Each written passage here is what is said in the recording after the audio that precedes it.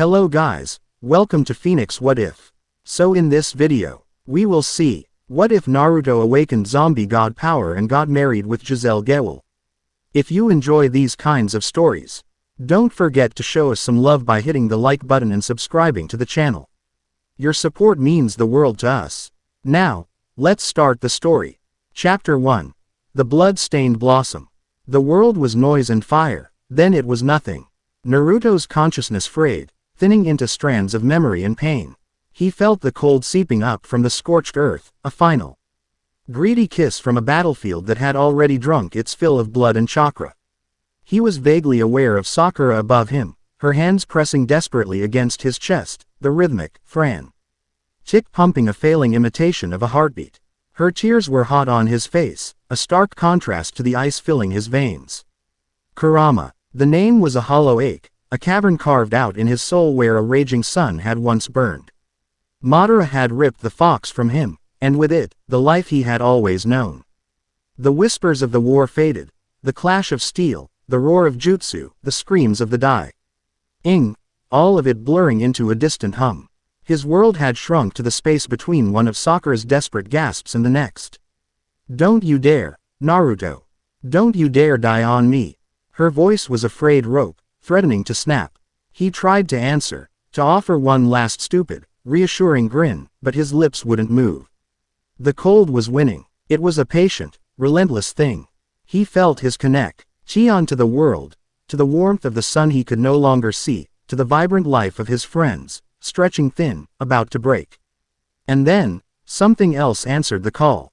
It wasn't the warm, olden glow of the sage's power he had touched before.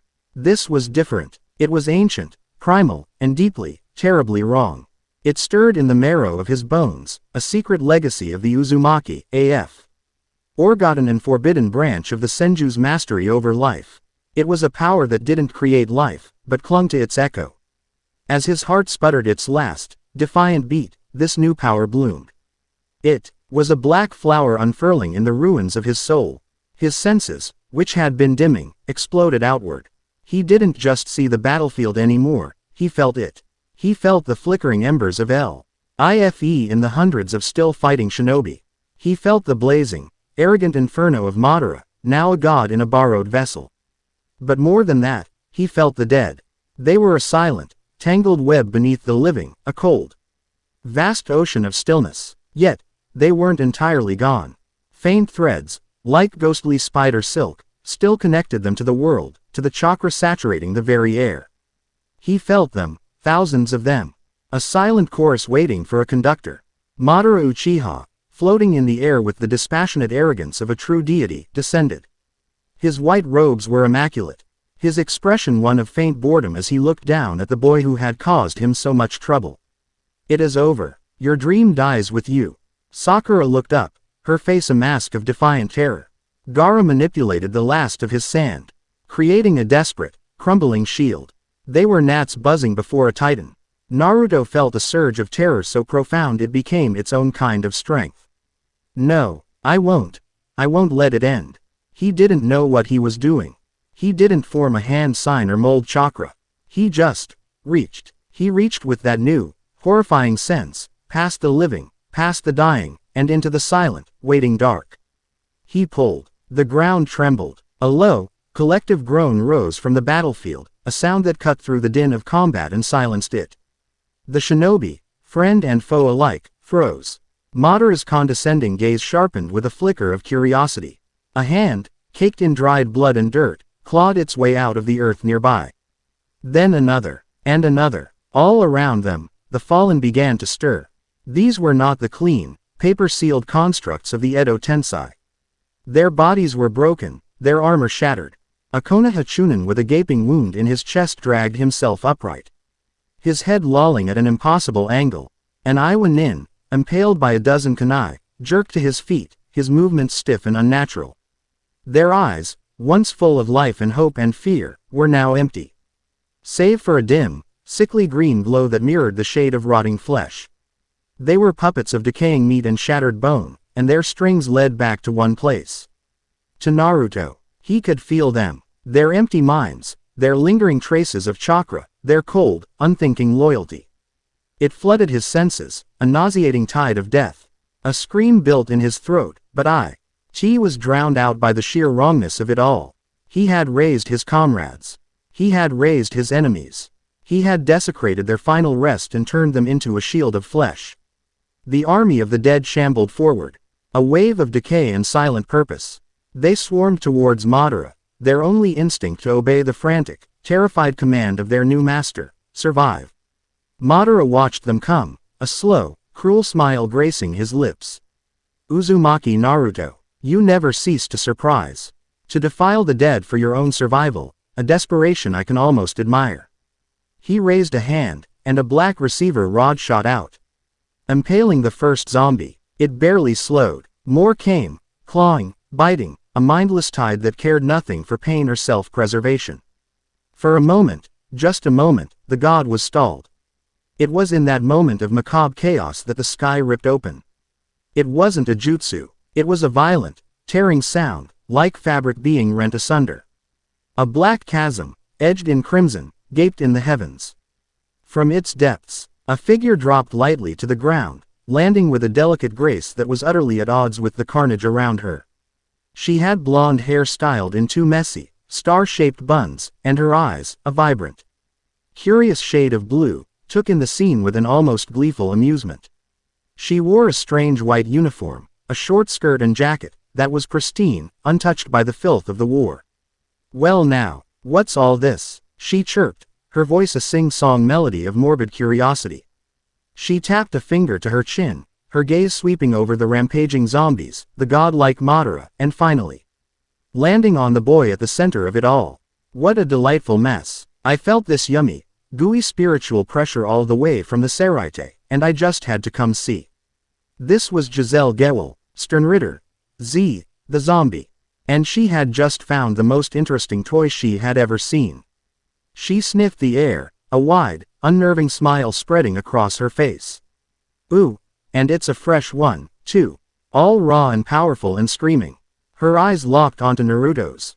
He could feel her gaze like a physical touch, a cold finger tracing the edges of his new, terrifying power. She didn't see a hero. She didn't see a monster. She saw potential. Madara turned his attention to the newcomer, his Rinnegan glowing with dismissive contempt. And what pest are you? Giselle giggled, a sound like wind chimes made of bone. Just a humble tourist, but you really shouldn't be hogging the main attraction all to yourself. It's rude. Before Madara could respond, Giselle made a small, almost lazy gesture with her hand. From the shadows of the battlefield, more figures began to rise. But these were different. They weren't shinobi. One was a towering, muscular man with an eye patch, his body stitched together crudely. Another was a small, childlike figure with hollow eyes. Quincy, her own personal legion of the dead. Now, my little Bambi, she cooed to the childlike zombie, who let out a guttural hiss. Play nice. We're just here to make a new friend. Her zombies didn't attack Madara. Instead, they formed a protective ring around Naruto, their dead eyes staring blankly at the Uchiha progenitor. It was a clear, unmistakable claim. Madara's smile faded. This was no longer an amusing distraction. It was an intrusion. You seek to protect him. An amusing, but ultimately fatal, choice. Protect him. Giselle tilted her head, her smile widening into a predatory grin. Oh no, silly. I'm not protecting him. I'm collecting him. Naruto pushed himself up on one elbow, his head spinning. Sakura was still beside him, her medical ninjutsu a faint, warm glow against the tide of cold in his veins. But his attention, his every horrified, fascinated nerve, was fixed on the girl in the strange white uniform. She spoke of zombies, of power, of collecting him, as if it were the most natural thing in the world. She wasn't disgusted. She wasn't afraid. She understood. He felt the connection between them. A shared resonance in the frequency of death. Her control was precise, practiced. His was a tidal wave, a force of nature he couldn't hope to direct. Just then, a blur of black and blue shot across the battlefield. Sasuke Uchiha, his own Rinnegan blazing in his left eye, appeared beside them, his sword drawn. Naruto, what is this? What have you done? His voice was sharp, laced with confusion and a hint of accusation. He saw the zombies, the strange girl, and the state Naruto was in. He saw a situation spiraling out of control. Sakura looked between Sasuke's arrival and Naruto's pale, sweat-slicked face. It wasn't his fault. This power, it came out. But Naruto barely heard them. He was staring at Giselle, who gave him a playful wink. "See, your friends are here. They'll keep the big scary man busy," she said, her tone light and conversational. "But they can't help you. Not with this." She gestured to the shambling corpses, his grotesque army. "They look at you and see a monster. A freak. But I look at you, and I see family." The word, so twisted and wrong in this context, struck a chord deep within him. Family. He was an orphan who had craved it his entire life. And now, at his most monstrous, this strange girl was offering it. What are you?" he rasped, his throat raw. "I'm Giselle, and I'm your only way out of this," she said, her voice dropping the cheerful affectation, becoming something more serious, more compelling. "This power you've woken up. It's a hungry thing. It'll eat you alive if you don't learn to control it. And the only people who can teach you are people like me." She extended a hand, her fingers pale and delicate. "Come with me, Naruto-kun. Come with me, and I'll show you a world where you don't have to be afraid of what you are." It was a choice, a terrible, impossible choice. Stay here, with his friends, and face their fear, their judgment. Try to explain the unexplainable horror he had unleashed. A power that turned their fallen comrades into puppets. He saw the look in Sasuke's eye, not of concern, but of clinical analysis. He was already a problem to be solved. Or go with her. Go with the only person who looked at the abomination he'd become and smiled. Sasuke charged Madara, their battle resuming with a clash of godlike powers that tore the landscape asunder. Sakura was trying to heal him. Her hands glowing, but her eyes kept flicking nervously towards the zombies he commanded, the ones that held her friends' faces. He looked at Giselle's outstretched hand. It was an escape. It was answers. It was damnation. He made his choice. With the last of his strength, he pushed himself to his feet, stumbling. He ignored Sakura's frantic cry, ignored Sasuke's roar of fury as he saw what was happening. He took a step, then another, his bare feet unsteady on the blood-soaked ground. He took Giselle's hand. Her skin was cool to the touch. "Good boy," she whispered, her smile triumphant.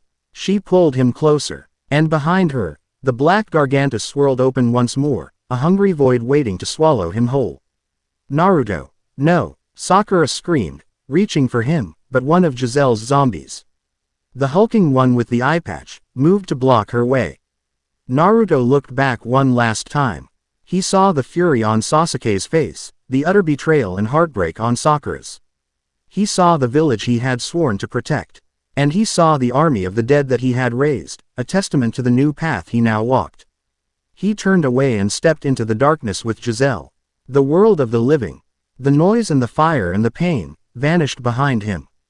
He found himself standing on white sand under a moon that never set, in a sky that was eternally night. The air was heavy, still, and suffused with a spiritual pressure that felt both suffocating and strangely welcoming.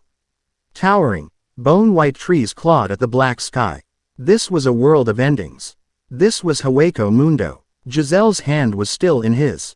Her grip surprisingly firm. Her playful demeanor had vanished, replaced by a look of sharp, proprietary assessment. Her smile was still there, but it was no longer just amused. It was the smile of a predator that had just secured a prize beyond its wildest dreams. "Welcome home, Naruto-kun," she said. The zombie god had taken his first steps into his new kingdom. Chapter 1 End. Chapter 2. The Kingdom of Bone and Ash. The transition was not a journey, it was a cessation. One moment, he was in the heart of a war, surrounded by the familiar scent of pine, earth, and blood. The next, he was somewhere else entirely, the world he knew peeled away like old parchment. The air was the first thing he noticed. It was thin and cold, yet heavy, pressing down with a palpable weight that made his lungs ache. It tasted of dust and ozone and something ancient, like a tomb opened for the first time in millennia. He was lying on something cool and smooth, not the ravaged dirt of the battlefield. He pushed himself up, his muscles protesting. His body still felt wrong. A vessel that had been emptied and refilled with something foreign. The coldness was no longer just a sensation, it was a part of him now. A low hum beneath his skin. He was in a vast, cavernous room. White was the only color. White walls that seemed carved from a single, impossibly large bone arc. Hing into a vaulted ceiling lost in shadow. The floor was polished white stone, reflecting the dim, sourceless light. There were no windows, only towering archways that opened into corridors of more sterile white. The silence was absolute, a stark contrast to the cacophony of war he had just left. Finally awake, sleepyhead, Giselle's voice echoed slightly in the immense space. She was perched on the edge of a high-backed, throne-like chair a short distance away, swinging her legs like a bored child. Her white uniform was an extension of the room's stark palette, making her vibrant blue eyes and blonde hair seem unnaturally vivid. Where is this?" Naruto asked, his voice a dry rasp. "Las Noches," she replied cheerfully. "It's the big castle in the middle of Hueco Mundo. The world of hollows. It's our new base of operations. Pretty neat, huh?" She hopped off the chair and sauntered over, her steps making no sound on the stone floor. She circled him like a curious cat, her eyes scanning him from head to toe. "You look terrible, but the power, ooh, it's all settled in. Like ink spilled in water. Messy, but it's definitely yours now." He looked down at his hands. They looked the same, calloused and familiar. But he could feel the threads. Faint, ethereal connections still stretched out from him, crossing the dimensional void, reaching for the dead he had raised. It was a constant, agonizing pull. 1,000 silent screams at the edge of his hearing. He gritted his teeth, a wave of nausea washing over him. "You feel them, don't you?" Giselle said, her playful tone gone, replaced by a knowing sharpness. "Your first puppets. It's always the hardest. You poured too much of yourself into them, a big, sloppy mess of panic and desperation. Now they're clinging to you, even from a world away." She stopped in front of him and poked him in the chest. "That's your first lesson. Control. This power isn't a wild animal you let off the leash. It's a scalpel. You have to be precise." Her smile returned, sharp and unsettling. "Come on. I've got the perfect training ground." She turned and walked towards one of the massive archways, not waiting to see if he would follow. He had no choice. He was adrift in a dead world with the only person who seemed to have a map. He pushed himself to his feet, his body feeling both heavy and disconnected, and followed her out of the bone-white chamber. They moved through endless, silent corridors. Naruto saw no one else, but he could feel them. Presences, vast and powerful, lurked behind the white walls, sleeping or watching. It made the hairs on his arms stand up. The sheer scale of this place was oppressive, designed to make one feel small and insignificant. Giselle led him to a vast, open-air courtyard within the fortress. Black sky and the bone-white crescent moon hung above them, an eternal, unchanging vista. The ground was the same white sand that stretched across this entire world. In the center of the courtyard was a deep pit, easily 100 meters across. From within it came a cacophony of hisses, snarls, and guttural roars. He peered over the edge. The pit was teeming with hollows. They were monstrous, twisted things, each a unique nightmare of black bodies, white masks, and gaping maws. They clawed and bit at each other, a writhing mass of mindless hunger. "Cute, right?" Giselle chirped. "A little menagerie I've been keeping. Now, pick one." "Pick one for what?" Naruto asked, his stomach churning at the sight and smell of the creatures. "To make yours, silly," she said, as if it were the most obvious thing in the world. "Your puppets back home are fading. You're trying to hold onto them across dimensions, and it's tearing you apart. You need a new anchor, something to focus on. Something right here. So, reach out with that gooey power of yours, grab one, and make it listen." He hesitated. He remembered the feeling, the horrifying violation of reaching into the stillness of death and yanking it back. He didn't want to do it again. I don't know how." Giselle sighed dramatically. "You did it before. Just want it badly. See that big one? The one that looks like a giant, angry spider? Try him." Naruto focused on the creature. It was a hulking beast with too many legs and a leering, cracked skull for a mask. He closed his eyes, trying to replicate the desperate surge of power he had felt on the battlefield. He reached out, not with his hands, but with his will. He felt his energy, now a cold, dark green, lash out like a whip. It was clumsy, uncontrolled. The blast of power didn't ensnare the spider hollow. It slammed into the entire pit. The creatures shrieked, a wave of agony and fury washing over them. They began to fight more savagely, their rage amplified by his chaotic energy. No, not like that. Giselle stamped her foot in frustration. You're not trying to blow them up. You're trying to claim them. You're just making them mad. Honestly, it's like watching a baby try to use a kunai. She rolled up the sleeve of her left arm. With a flick of her wrist, a small, bird-like blade of reishi formed in her hand. Without a second thought, she drew it across her forearm. Blood, shockingly red against her pale skin and white uniform, welled up. Watch a professional, she said. She flicked her wrist, and a single, perfect droplet of her blood flew through the air, tumbling down into the pit. It landed on the head of a smaller, wolf-like hollow. The moment the blood touched its mask, the creature froze. The mindless shrieking stopped. Its body went rigid, then trembled violently. The red markings on its body began to shift, turning a sickly, zombie green. It slowly turned its head, its hollow eyes looking up, past the other rampaging hollows, directly at Giselle. It let out a low, subservient growl. "See," Giselle said, her voice dripping with condescension. "Precision. My blood carries my essence, my command. It rewrites them from the inside out. Clean, efficient." She looked back at Naruto, who was staring, horrified and fascinated, at the now docile hollow. "Your power is different. It's more primal. You don't need a medium like blood. You just take. But you have to learn to be a scalpel, not a sledgehammer." Before Naruto could process this, a new voice, laced with arrogance and disdain, cut through the air. "Still playing with your food, Giselle." A figure strode into the courtyard, his presence radiating an almost visible heat. He had a wild, dark red mohawk and a sneering expression. He wore the same white uniform as Giselle, but his was open, revealing a toned, muscular chest. Tattoos snaked up his arms.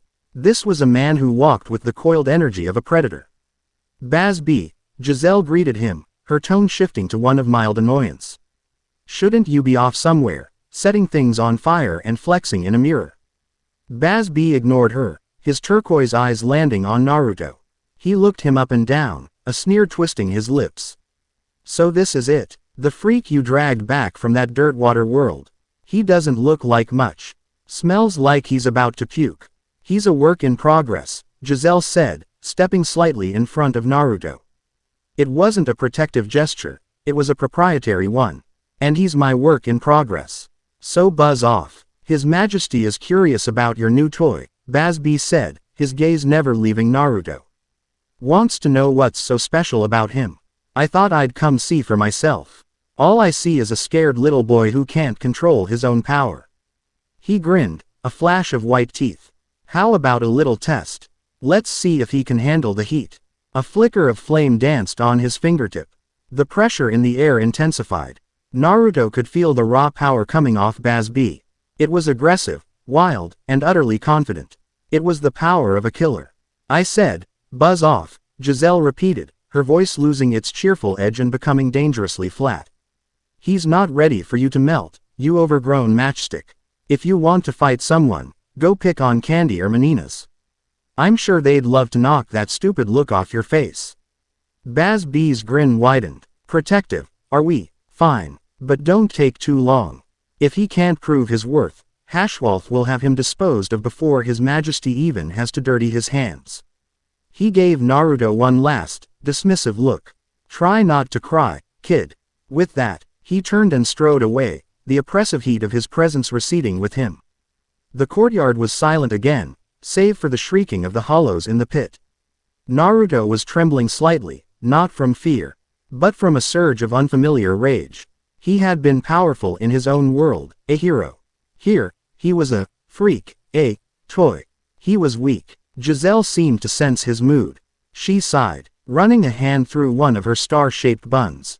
"Don't mind Baz. He's an idiot, but he's a strong idiot. Most of the Sternritter are like that. They only respect power. If you seem weak, they'll chew you up and spit you out. Naruto finally found his voice. He looked at her, at the blood still beating on her arm, at the zombie hollow in the pit that now stood still, a silent monument to her power. Why bring me here? Giselle looked at him, and for the first time, the manic glee and the cold condescension in her eyes softened into something else, something quieter and more genuine. Because, she said, her voice barely above a whisper, when I felt your power awaken, it felt familiar. Like a song I'd been hearing my whole life, but played by someone else. She gestured vaguely at her own chest. My power. The zombie. It's not exactly popular. Even among the Quincy, it's seen as dirty. Unclean. They look at me and they see something unnatural. A perversion. She met his gaze, and he saw a flicker of profound loneliness in her blue eyes. They were going to look at you the same way.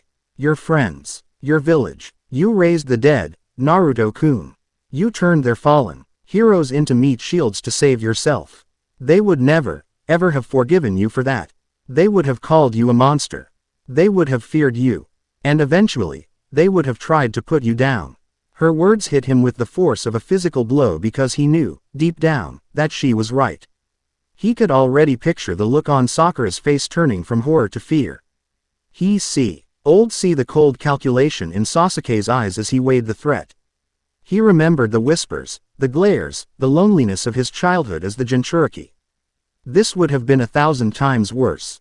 You and me, Giselle said. A small, sad smile on her lips.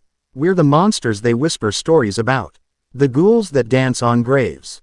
So I figured, why not be monsters together? Here, at least, you'll be judged on how strong your monstrosity is, not just that it exists. It was the most honest, most terrifying, and most comforting thing anyone had ever said to him. She didn't offer pity or false reassurances. She offered an alliance of the damned. A shared home in the gutter. In that moment, he felt a strange, twisted bond form between them, a connection forged in the crucible of their shared nature. She seemed to shake herself out of the quiet moment, her usual bubbly persona snapping back into place like a mask.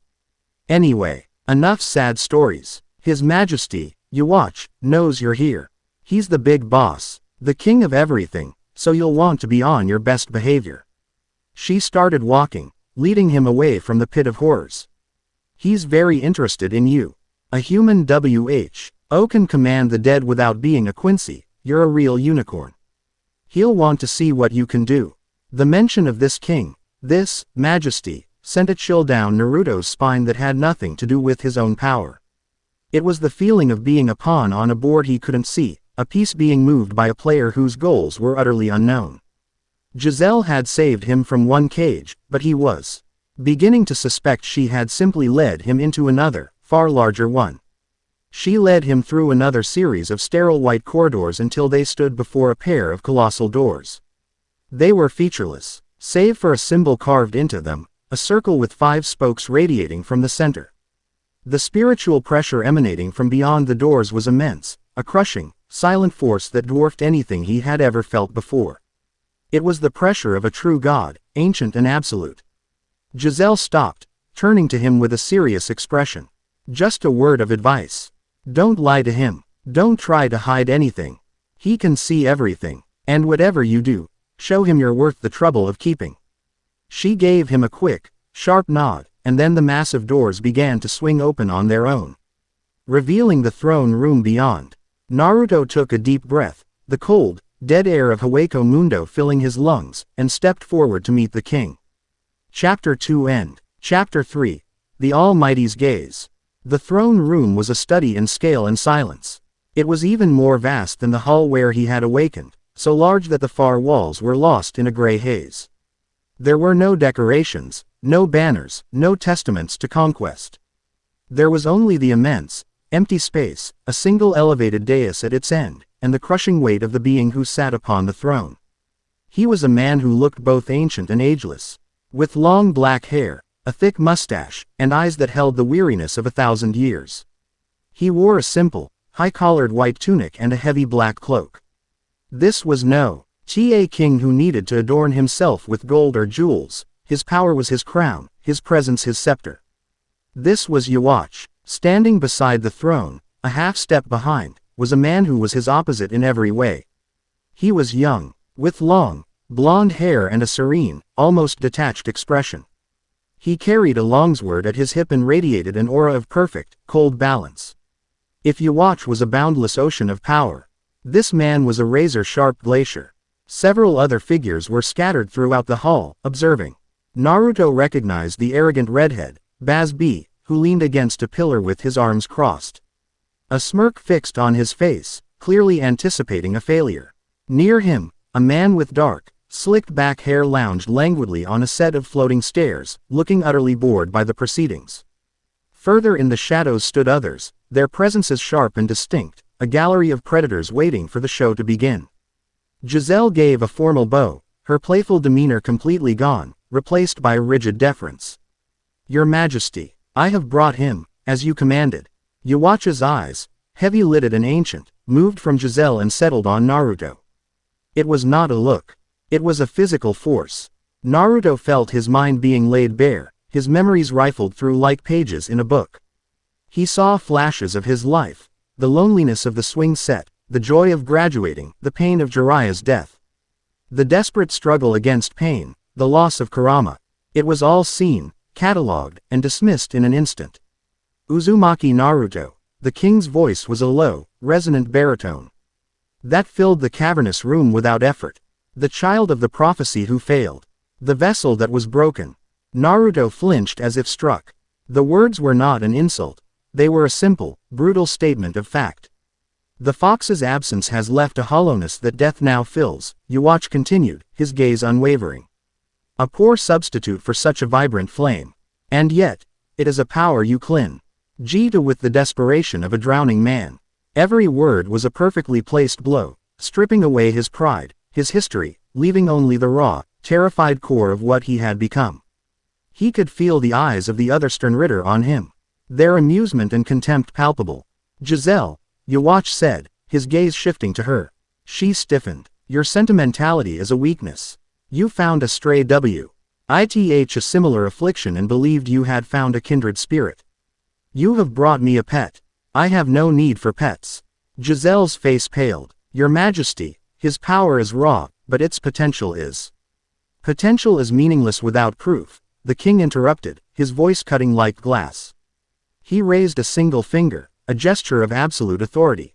"You claim he is an asset. Then he will demonstrate his value now. Or he will be discarded." The cold finality in his tone was absolute. This wasn't a threat, it was a promise. Giselle shot Naruto a frantic, desperate look, her eyes screaming "do something." From a shadowed archway to the side of the throne room, a clanking of chains echoed. Two hulking, masked guards dragged a struggling figure forward and threw him to the center of the floor. He was an Urankar, tall and powerfully built, with jagged pieces of a jawbone mask framing his face and a hollow hole in his stomach. His skin was dark, his hair a shock of white, and his eyes burned with trapped, furious power. He was bound in chains that seemed to sizzle against his skin, suppressing his spiritual energy. "A former Priver Espada," Yhwach stated dispassionately. Still possessed of a foolish pride. "He refused the offer to join our ranks." The king looked at Naruto. "Subdue him. Make him yours. Show me this power is more than a dying man's last spasm." The guards unlocked the chains. They clattered to the floor, and the Urankar exploded into motion. A wave of immense spiritual pressure, thick with rage, rolled through the room. "You dare to put me in chains, you soulless worms." The Urankar roared, his voice a guttural snarl. He vanished in a burst of sonido, reappearing directly in front of Naruto, his hand outstretched, a ball of crackling red energy, a sero, forming at his palm. Naruto's instincts, honed by years of war, took over. He threw himself to the side, the sero blast screaming past his head and detonating against the far wall with a deafening explosion. The impact barely even chipped the bone-white stone. The Urankar was on him again in an instant, a flurry of kicks and punches that Naruto could barely parry. He was strong, fast, and skilled. Naruto's body, still acclimatizing to its new state, felt sluggish, his movements lacking their usual fluid grace. He was on the defensive, being driven back step by step. Baz B let out a short, barking laugh. Look at him. He's going to get himself killed. What a waste of time. The bored-looking man on the stairs yawned. Can we be done with this? It's getting tedious. Giselle was chewing her lip. Her hands clenched into fists at her sides. Her faith, her gamble, was crumbling before her eyes. The Urankar landed a solid kick to Naruto's ribs, sending him stumbling back. Is this the great power the king wishes to see? You are nothing, he snarled, preparing another, larger Sero. Naruto grit his teeth, the cold fire of his power swirling in his gut. He remembered what Giselle had said. Scalpel, not a sledgehammer. He recalled the clumsy, chaotic wave of energy he had unleashed in the courtyard. He couldn't do that again. He needed focus. He needed control. The Urankar fired. The massive beam of crimson energy shot towards Naruto, a roaring wave of destruction. There was no time to dodge. Instead of trying to block it, Naruto did something insane. He thrust his own hand forward to meet it. He didn't try to form a Rasengan or use chakra. He reached out with the cold, hungry power of the grave. He didn't push against the Sero, he enveloped it. The moment his energy touched the blast, a visible change occurred. The vibrant crimson of the Sero was instantly corrupted. A sickly green, like spreading mold, bled into it, draining its color and its power. The roaring sound of the blast died into a wet gurgle. Halfway to Naruto, the once unstoppable beam of energy dissolved into a cloud of harmless, glittering green particles, like dust motes in a sunbeam. The throne room fell silent. Baz's smirk vanished. The bored man sat up a little straighter. The Urankar stared, his eyes wide with disbelief, at his own dissipated attack. He had not just blocked the Sero. He had killed it. He had taken its energy and unmade it. Naruto didn't give the Urankar time to recover. He surged forward, his feet moving with a new, sure-footed grace. The Urankar swung a desperate fist, but Naruto sidestepped it, his hand clamping down on the Urankar's shoulder. He focused his will, not as a wave, but as a needle. He poured his power directly into the Urankar's body. It wasn't about raising the dead. It was about claiming the living. He felt the Urankar's own spiritual core, a furious, burning thing, fighting back against his intrusion. He pushed harder, the cold, inexorable force of the grave against the fire of a living soul. The Urankar screamed, a high, strangled sound of agony and violation. His body convulsed violently. The furious light in his eyes flickered, then was snuffed out, replaced by a dull, empty green glow. He stopped struggling. His body went slack. Then, slowly, stiffly, he dropped to one knee before Naruto, his head bowed in absolute subservience. A living zombie. A puppet with its soul still trapped inside. Silence. Utter, profound silence reigned in the hall of the king. The only sound was Naruto's own heavy breathing. He stood over his new, kneeling soldier. His hand still on its shoulder, feeling the steady, thrumming connection. It was a solid, grounding presence, an anchor in the storm of his transformation. He looked up at the throne. The Sternritter were staring, their expressions a mixture of shock, intrigue, and for the first time, a sliver of respect. Giselle's face was split by a grin of pure, unadulterated triumph and relief. And on the throne, Yhwach smiled. It was a slow, deliberate expression, a smile that held no warmth, only a chilling, calculating satisfaction. It was the look of a man who had just seen a weepo. N of unimaginable potential be forged before his very eyes. Remarkable, the king said, his voice a low purr of approval. You do not merely reanimate the flesh. You impose your dominion over the soul itself. A power over life and death in its truest form. He rose from his throne, his presence seeming to expand, to fill every corner of the vast room. He descended the steps of the dais, his black cloak whispering against the stone. And stopped just a few feet from Naruto. He looked down, not at Naruto, but at the kneeling Urankar. You are not a Quincy. You will not be granted a shrift, for that is a fragment of my own soul. And yours is something, other, foreign. He then raised his eyes to meet Naruto's. But such a unique existence deserves a title. A place within my empire. A role to play in the coming war against the Soul Reapers and their false king. Yhwach raised his hand, palm open, as if bestowing a great honor. Naruto Uzumaki, from this day forward, you are my lich, he declared. his voice booming with royal decree. The master of my legions that do not die. An emperor of the fallen. You will be a cornerstone of the new world I intend to build upon the ashes of the old. The title settled onto Naruto's shoulders, a mantle both of honor and of damnation. Lich. The name of a mythical sorcerer, a lord of the undead. It was a perfect, horrifying fit. He looked at his own hands, which had just desecrated a living soul. He looked at the triumphant, proprietary smile on Giselle's face. He had survived. He had proven his worth. He had found his place in this kingdom of bone and ash. But as he stood in the shadow of the Quincy King, he knew he had just bound himself to a cause far darker than any he had ever fought against. Chapter 3 End. Chapter 4. The Lich and the Zombie. The silence of his new quarters was a living thing. It pressed in on him, a stark white void that echoed the emptiness where Kurama used to be. The room was impossibly large, a cavern of one white stone with a ceiling so high it was a suggestion of darkness rather than a solid structure. A single, low-slung bed, little more than a slab with thin black sheets, was the only furniture. It was less a bedroom and more a mausoleum for one. His only companion was the Arankar, the former Priver Espada, whose name he had somehow pulled from the tattered remnants of his soul. Dordoni stood motionless near the far wall.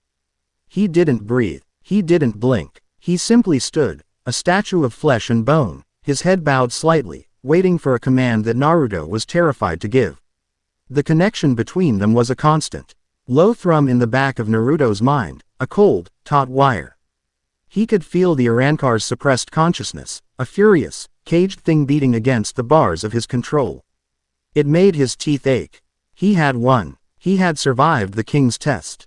He had a title, a place. He was Naruto Uzumaki, the Lich of the Wandenreich.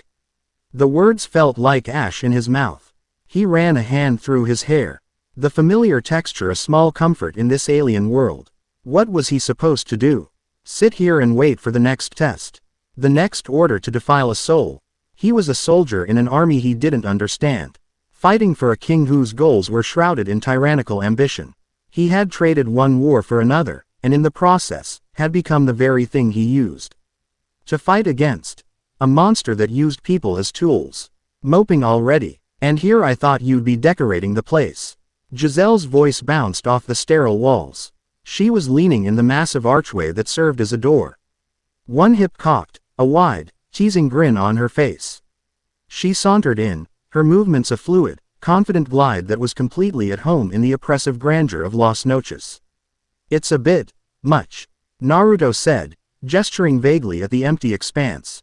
And I'm not really in a decorating mood. Oh, I don't know, she chirped, circling the silent Dordoni with a critical eye. A few throw pillows, a nice rug. Maybe hang some of the chattier hollows on the wall. They make for great conversation pieces, though they do tend to scream a lot. She patted Dordoni's cheek, a gesture that was both playful and deeply unnerving. The Arankar didn't even flinch. This one is very well behaved. You did a good job. A little brutal for a first try, but effective. Don't, Naruto said, his voice sharper than he intended. Don't treat him like a thing. Giselle raised an eyebrow, her smile wavering for a fraction of a second. But he is a thing now, Naruto-kun. He's your thing. My Bambi is my thing.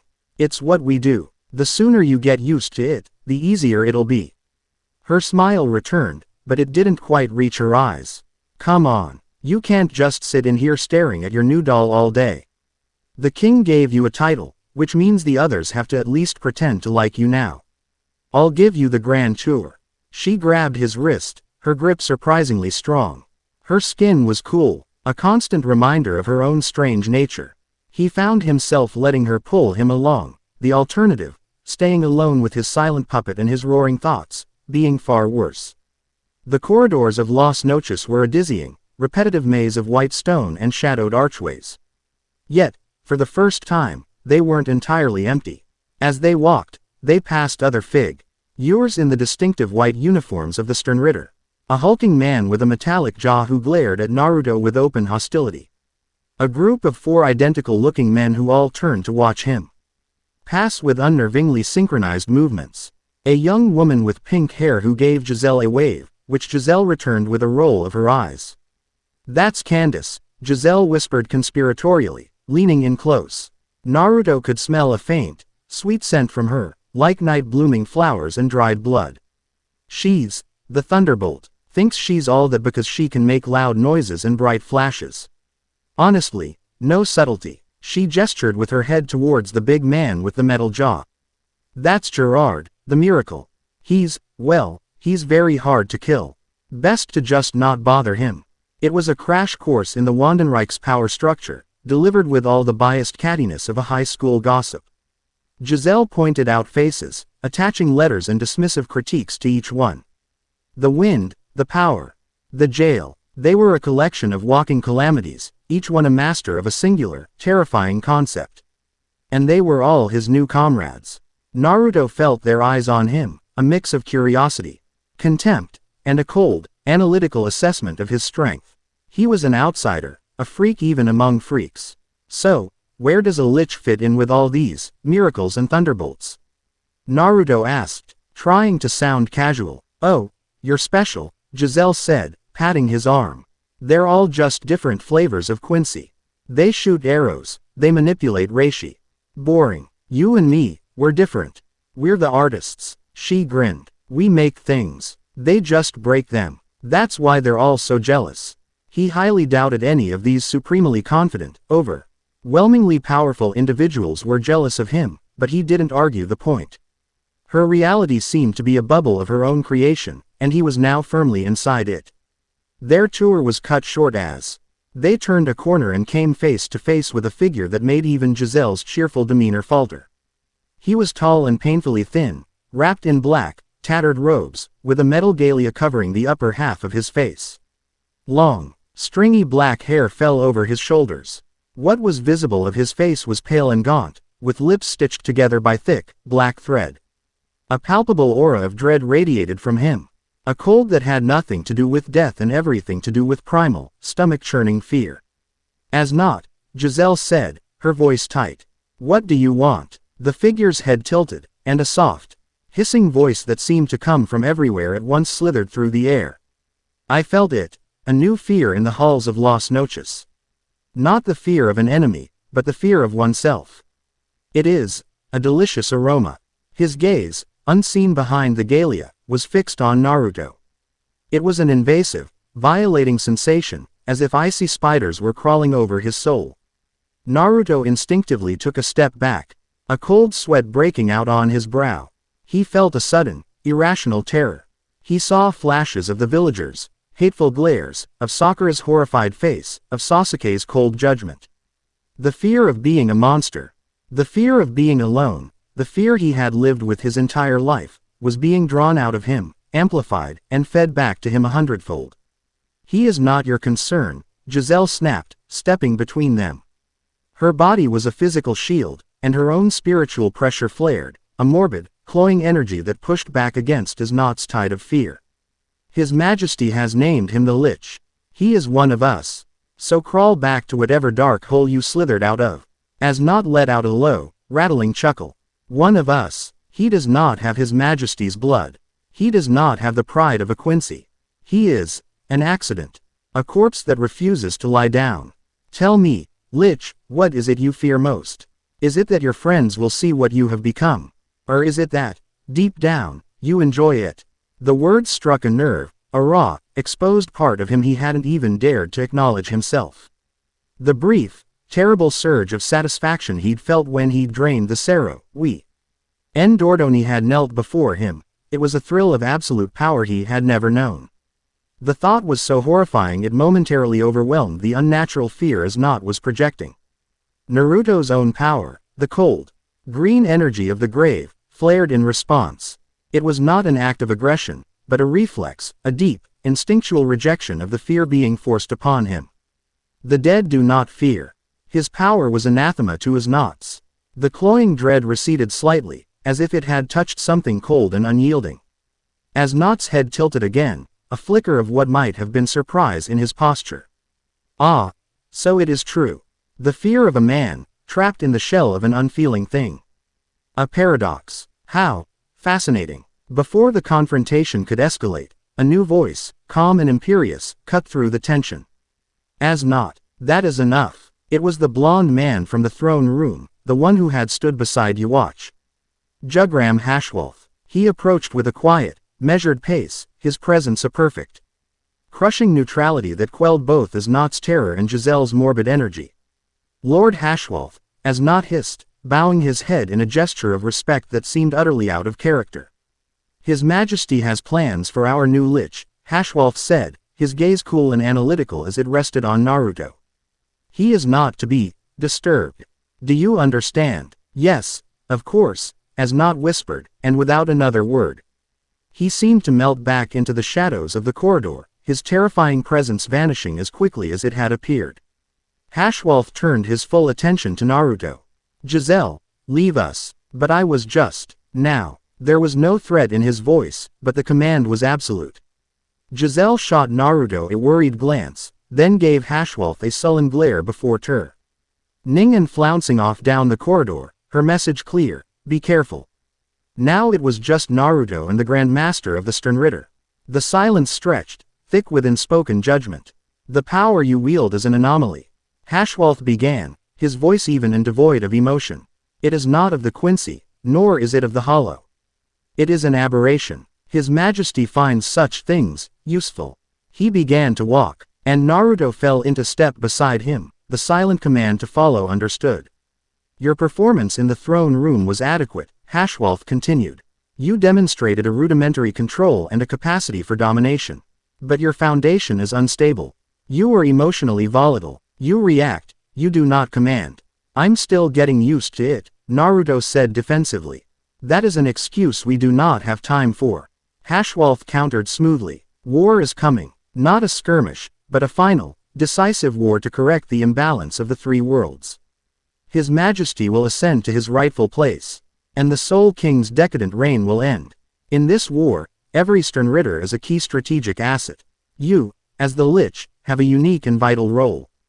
They arrived at a large balcony overlooking a vast, subterranean training ground. Below, hundreds, if not thousands, of Quincy soldiers in white uniforms moved in perfect, synchronized drills, their reishi arrows flying in silent, deadly volleys.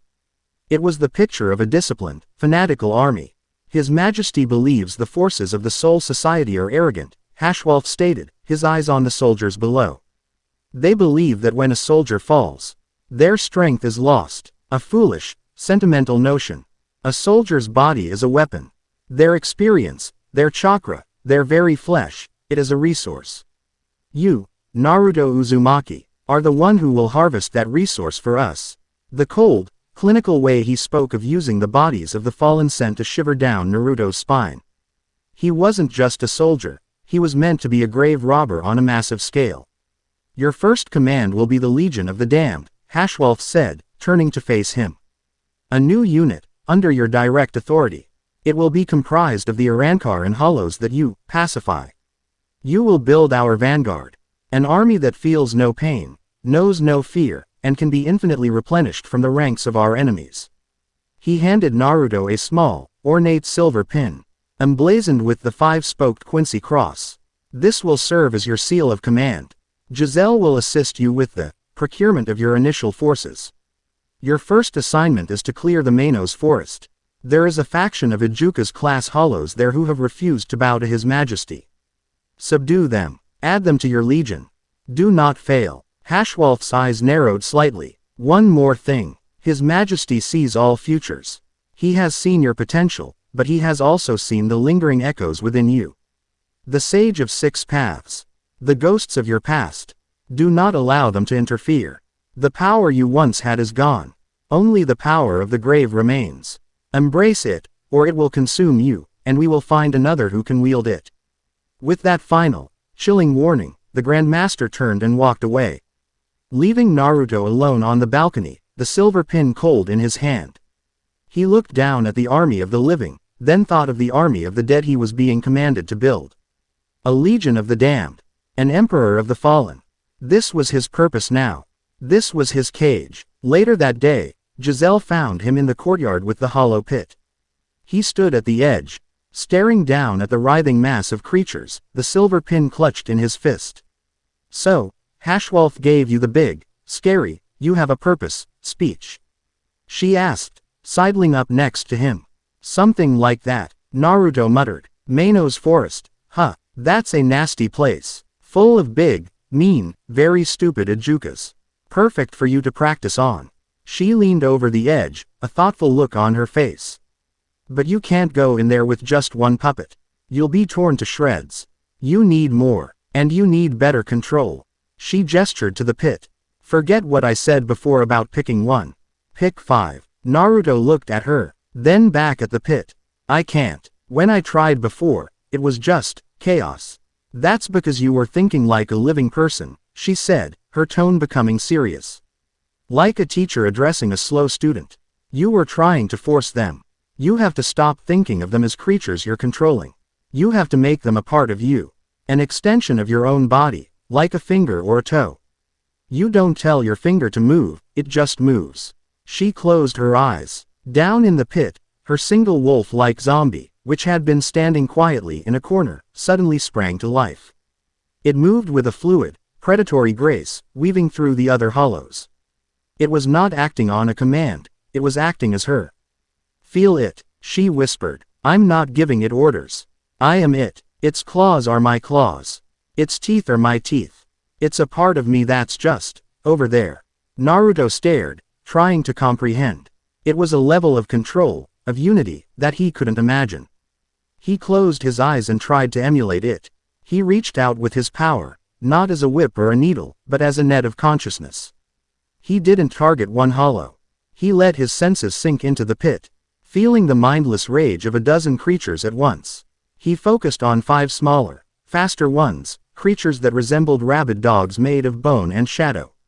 He didn't try to crush their will. He tried to merge with it, to find the empty space in their mindless hunger and insert himself into it. It was agonizing. It was like trying to listen to 500 different songs at once. Their rage, their pain, their endless hunger flooded his mind. A scream built in his throat. "Don't fight it. Absorb it." Giselle's voice cut through the chaos. "You're the lich. Their hunger is your hunger. Let it in." He gritted his teeth and did the unthinkable. He stopped resisting. He opened the floodgates. He let their mindless savagery pour into him. For a terrifying second, he felt his own identity, his own memories of being Naruto Uzumaki, begin to fray, threatening to be washed away in the tide.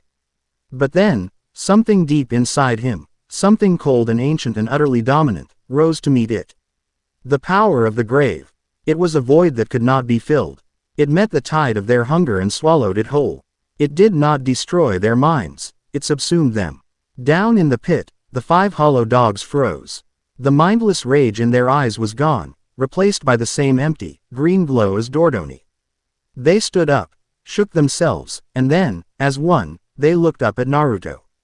He felt them. 5 new limbs. 5 new sets of claws. 5 new pairs of eyes. He opened his own eyes, a gasp escaping his lips. He was panting, sweat pouring down his face, but a slow, terrible smile was spreading across his lips. The smile Asnat had spoken of. The smile of a man who was beginning to enjoy the terrifying power he wielded. Giselle was beaming, her eyes shining with pride and something else, a deep, possessive affection. "There you go," she whispered, her voice filled with a strange reverence. "Now you're starting to get it." She reached out and gently brushed a stray strand of hair from his forehead. Her touch was cool, but for the first time, it didn't feel alien. It felt right. "The lich and the zombie," she murmured, her smile turning sly and intimate. "We're going to have so much fun together." Naruto looked from her face to his new puppets, then to the silver pin in his hand. He had a legion to build. And for the first time since waking up in this dead world, he felt a flicker of something that wasn't fear or despair. It was a dark, thrilling sense of purpose. Chapter 4 End. Chapter 5. The Forest of Screaming Glass. The Maino's forest was not a forest of wood and leaf, but of bone white. Crystalline trees that soared miles into the perpetual twilight of Hawako Mundo's sky. They hummed with a low, discordant energy, and the air between them was thick with the pressure of countless hungry souls. Light refracted through the massive crystal trunks in bizarre, shifting patterns, making the ground a treacherous landscape of illusions and deep shadows. It was a place designed by a mad god. Beautiful and lethal in equal measure. Charming, isn't it? Giselle said, skipping ahead on a path of black sand that wound between the glass-like trees. It's called the Manos Forest because, well, it's full of Manos. The big, dumb, tall ones. They're like the bottom feeders of Hueco Mundo. Not very smart, but they make up for it in numbers. Naruto didn't answer. He was walking with a new kind of awareness. A predator's gait that was a world away from his old, slightly clumsy swagger. His senses were extended, spread between his own body and the 5 hollow dogs that fanned out around them. They moved with a silent, coordinated grace, their bone-white bodies slipping through the strange shadows. He wasn't giving them commands, they were simply moving as he would. Their senses an extension of his own. The world was a tapestry of spiritual pressures, and he was learning to read every thread. Behind him, Dordoni marched with a stiff, silent purpose, his expressionless face a mask of servitude. The Urankar was his anchor, a powerful, steady presence in the chaotic symphony of his growing legion. You're getting good at that, Giselle noted, glancing back at the seamlessly maneuvering dogs. You look like you were born to it. The comment should have horrified him, but it didn't. It felt true. The frantic energy, the constant need to prove himself that had defined his life as a ninja, was gone. In its place was a cold, quiet confidence. He didn't need to shout to be heard anymore. The dead listened to his silence. Their first warning was a tremor in the sand and a sudden, sharp spike in spiritual pressure. From behind a cluster of crystal formations, a group of giants emerged. They were Jillians, the towering, black-robed Manos Grande that formed the bulk of a hollow army. They were 15 meters tall, with long, pointed noses like grotesque masks and a hunger that was a palpable force, a wave of pure, mindless gluttony. There were at least a dozen of them. Ooh, a welcoming party. Giselle clapped her hands in delight, showing no hint of concern. The lead Jillian let out a roar, a sound like 1,000 souls screaming at once, and opened its mouth. A ball of crimson energy, a Sero, began to gather. Before it could fire, Naruto acted. He didn't make a hand sign or shout a command. He simply willed it. The 5 hollow dogs shot forward, not in a straight charge, but in a circling, weaving pattern, their movements a blur of white against the black sand. They were a pack, a single entity with 5 bodies.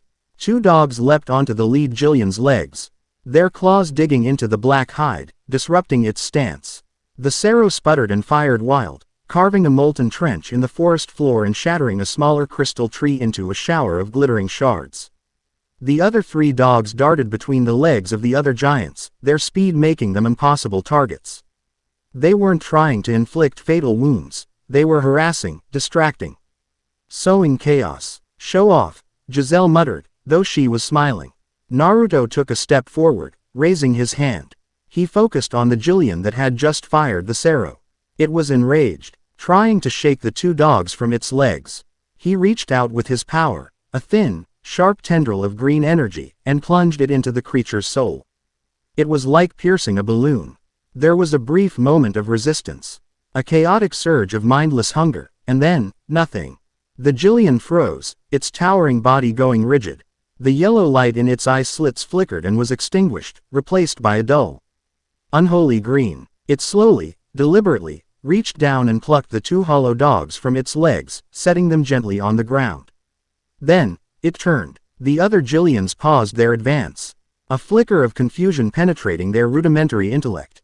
Their comrade, their ally, was now facing them. With a silent command from Naruto, the newly turned Jillian opened its mouth again. But this time, the Sero that formed was not crimson. It was a swirling vortex of black and sickly green.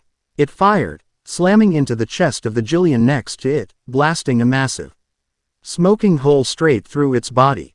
The remaining Jillians roared in fury and confusion, their simple minds unable to process the betrayal. This was the opening Naruto needed. While they were distracted, he sent his power lashing out, claiming 2 more in quick succession. The tide of the battle turned in an instant. It was no longer a dozen giants against a small group, it was a civil war, with Naruto as the master of both sides. Within minutes, it was over. 8 Jillians lay dead or dying, their bodies dissolving into black dust. 4 now stood silently, their eyes glowing with the green light of servitude. Flanking their new master, the Legion of the Damned had just acquired its artillery. Well, that was efficient, Giselle said, sauntering over to poke one of the new puppets with her foot. It didn't react. You're a natural little tyrant, you know that. Naruto looked at his new acquisitions, at the sheer destructive power they represented. A month ago, a single one of these would have been a significant threat. Now, he commanded 4, and had destroyed twice that number without breaking a sweat. The feeling it gave him was a dangerous cocktail of revulsion and pride. They pressed deeper into the forest, the silence broken only by the crunch of sand under their feet and the heavy, rhythmic tread of their new giant puppets. The landscape grew more twisted, the crystal trees larger and more warped. They stopped to rest in the shadow of a colossal, fallen tree that formed a natural cave. Giselle hopped up to sit on a crystalline ledge, dangling her feet. Naruto stood nearby, his senses still extended, keeping watch. You're quiet, she observed. Thinking about your old friends. Sometimes, he admitted. He looked at his hand, the one that had just snuffed out the souls of a dozen creatures. I wonder what they'd think if they saw me now. They'd be scared, Giselle said bluntly, without a trace of malice. They'd call you a monster and try to kill you. Or lock you up. People are always afraid of things they can't understand. She leaned back on her hands, looking up at the black sky. They did the same to me, you know. Naruto looked at her, surprised by the sudden shift in her tone. The manic glee was gone, replaced by a quiet, matter-of-fact weariness. The Quincy, she continued, her voice soft. We're all about purity. The purity of our blood, the purity of our souls. We fight hollows because they're unclean. So what do you think they did when a little girl showed up who could splash her blood on the dead and make them dance? She let out a short, humorless laugh. They were disgusted, terrified. They called me an abomination. A stain on their heritage. She met his gaze, and for the first time, he saw the deep, ancient loneliness in her that mirrored his own. The only reason I'm alive is because His Majesty saw what they couldn't. He didn't see an abomination. He saw a weapon. He saw what I truly was. She offered him a small, sad smile. That's what he sees in you, too. In this army, being a monster isn't a curse, Naruto-kun. It's a promotion. Her words resonated with a painful clarity. He remembered the looks, the whispers, the fear he had inspired as the Jinchuriki. He had fought his whole life to be seen as a hero, only to end up with a power that was infinitely more monstrous. And here, with her, that monstrosity was a source of strength. Of kinship. He sat down on the ledge next to her, the silence between them no longer awkward, but companionable. He found himself wanting to close the small distance between them, a strange, unfamiliar impulse. Giselle seemed to feel it too. She bumped her shoulder against his playfully. Don't look so gloomy. You just got 4 giant new toys. We should be celebrating. Her grin turned sly. Besides, the real party hasn't even started yet. Her senses, as sharp as his own, had picked it up too. A massive, concentrated spiritual pressure, far greater than the Jillian's. It was intelligent, it was arrogant, and it was waiting for them. They followed the pressure to its source. A vast, open clearing where the crystal trees were all shattered and blackened. In the center of the clearing stood a single hollow. It was humanoid, far smaller than a Jillian, but its presence dwarfed them. It had the body of a sleek, black panther, but it stood on 2 legs. Its mask was a snarling feline skull, and its eyes burned with a sharp, cunning intelligence.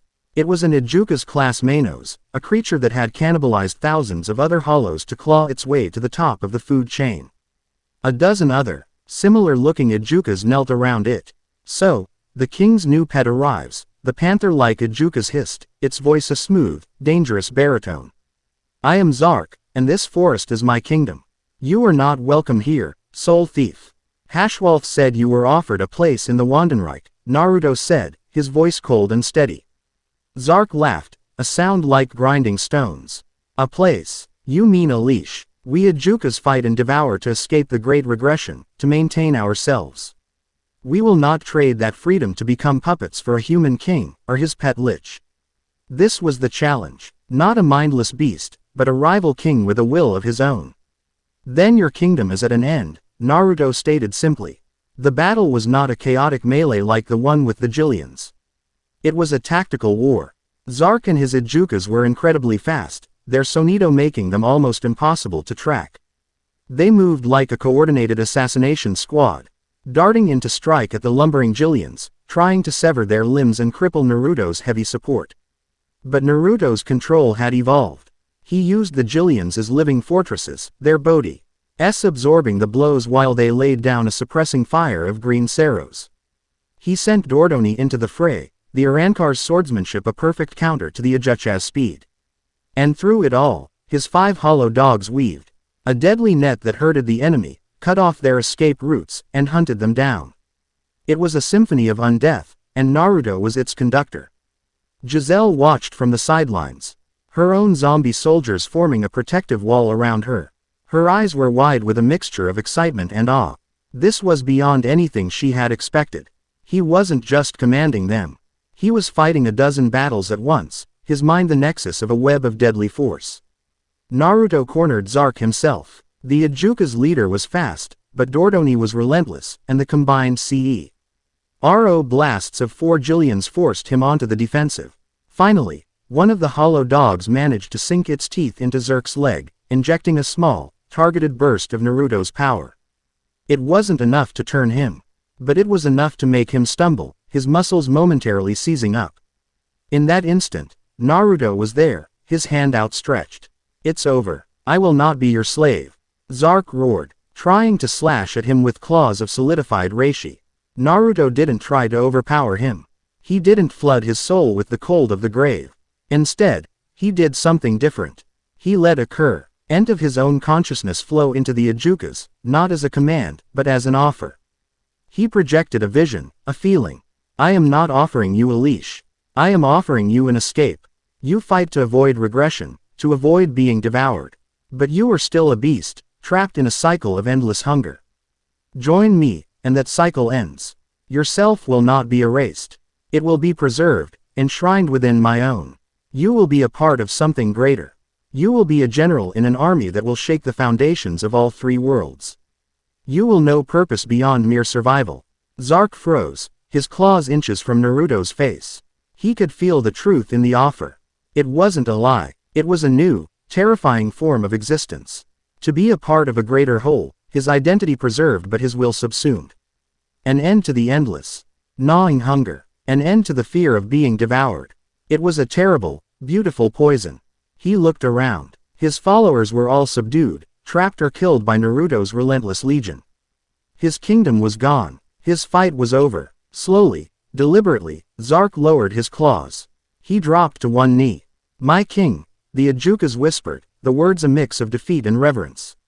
As his will submitted, the other Ijukas followed suit. Naruto felt their power, their intelligence, their unique skills, all flooding into him, becoming new weapons in his arsenal. His legion had just grown 10 times more deadly. As they walked out of the now silent Manos forest, a column of terrifying, powerful hollows marching in their wake, Giselle fell into step beside Naruto. She didn't say anything. She just reached out and took his hand. Her fingers were cool, and they intertwined with his perfectly. Deep within Naruto, in a place he had almost forgotten, a warm, golden ichor of light, a phantom echo of the sage's power, recoiled in absolute horror at what he had just done. He felt its silent scream of protest, a plea from a life he no longer lived. Without hesitation, he smothered it. He pushed it down, burying it under the cold, satisfying weight of his new power. He was the Lich. He was a king, and this was his kingdom. He squeezed Giselle's hand, a dark smile touching his lips for the first time. The fun, he realized, was just beginning. Chapter 5 End. Chapter 6. The King's New Blade. The return to Las Noches was not a quiet affair. Word of their mission had preceded them, carried on whispers of reishi that flowed through the Quincy network. When Naruto, Giselle, and their new army emerged from the shimmering distortion of the Garganta into one of the fortress's massive courtyards, a gallery of spectators was already waiting. Low-ranked soldiers, the footmen of the Wandenreich, lined the upper balconies, their faces a mixture of awe and unease. A few of the Sternritter were present as well, their curiosity having gotten the better of their feigned indifference. Baz B was there, leaning against a pillar with his arms crossed, his usual smirk noticeably absent, replaced by a look of narrowed, grudging assessment. Near him, the pink-haired girl Giselle had called Candace stood with her hands on her hips, her expression one of open, competitive evaluation. It was the Legion they were staring at. Behind Naruto, they marched in perfect, unnerving silence. At the front was Dordoni, his posture ramrod straight. Flanking him was Zark and the 11 other Ajukas, their cunning, intelligent eyes glowing with a malevolent green light, their predatory forms moving with a discipline that was utterly alien to their kind. And behind them, shaking the very foundations of the courtyard with each step, came the 4 colossal Jillians, their presence a wave of cold, controlled power. This was not a pack of mindless beasts. It was an army. As Naruto walked past, the eyes of the other Quincy followed him. The whispers of freak and pet from his first day were gone. He could still feel their contempt, their ingrained sense of Quincy superiority. But it was now tainted with something new, a sliver of fear. He was no longer just Giselle's strange discovery. He was a power, a stern ritter with a title and a force to back it up. He met Baz B's gaze. The fiery redhead didn't sneer. He just gave a slow, deliberate nod. It was not a sign of friendship. It was an acknowledgement. You are no longer beneath my notice. You are now a rival. Looks like we're the talk of the town, Giselle whispered, nudging him with her elbow. Her voice was giddy with triumph. I told you they'd be jealous. Naruto didn't reply. He was focused on the feeling of his legion behind him, a vast, interconnected network of power that was as much a part of him as his own limbs. He had left the Manos forest a boy with a handful of puppets. He had returned a king with a vanguard. Hashwolf was waiting for them at the entrance to the throne room, his expression as impassive as ever. He spared only a cursory glance for the assembled legion. Impressive, he said, the word utterly devoid of praise. It was a simple observation, like noting the weather. The quantity is adequate. We shall see about the quality. His Majesty will see you now. He turned and strode into the throne room, leaving Giselle and the legion outside. She gave Naruto's hand a quick squeeze. Knock 'em dead, she whispered with a wink, before turning to stand guard over their new forces, a proud, proprietary grin on her face. Naruto entered the silent, cavernous hall alone. Yhwach was on his throne, his ancient eyes closed as if in slumber. He didn't open them as Naruto approached and knelt. You have returned, the king's voice echoed in the stillness. The Ajukas of the forest now serve the Wandenreich. Yes, your majesty, Naruto said. You did not simply kill their leader and enthrall the rest. Yhwach continued, his eyes still closed. You subjugated his will. You offered him a place and he accepted his servitude. Why? The question caught Naruto off guard. He had expected a simple acknowledgement of his success, not a psychological examination. A leader who submits willingly is a more effective tool than one who is simply broken, Naruto answered, the cold, strategic logic flowing from him with unnerving ease. Zerk's knowledge of his own kind, his tactical abilities, they are more valuable intact. There was a long pause. Yhwach's lips curved into that same, chillingly satisfied smile. Good. You are learning. Power is not merely the ability to destroy. It is the ability to acquire, to absorb, to make the strength of your enemies your own. He finally opened his eyes, and their fathomless gaze pinned Naruto to the floor. Your legion is a fine start. A blunt instrument. Now, you will learn to wield a scalpel. Yhwach raised a hand, and an image met in the air between them, a shimmering projection of light. It showed a woman with black hair, wearing the black shihakusho of a soul reaper. She was engaged in a furious battle, her movements a blur of grace and deadly precision. Her zanpakuto was a wicked, curved blade, and as she fought, black, ink-like tendrils erupted from it, ensnaring her foes. This is Captain Retsu Unohana of the 4th Division, Yhwach stated. Publicly, she is the Soul Society's greatest healer. A gentle, maternal figure. The image shifted, showing her presiding over the care of the wounded.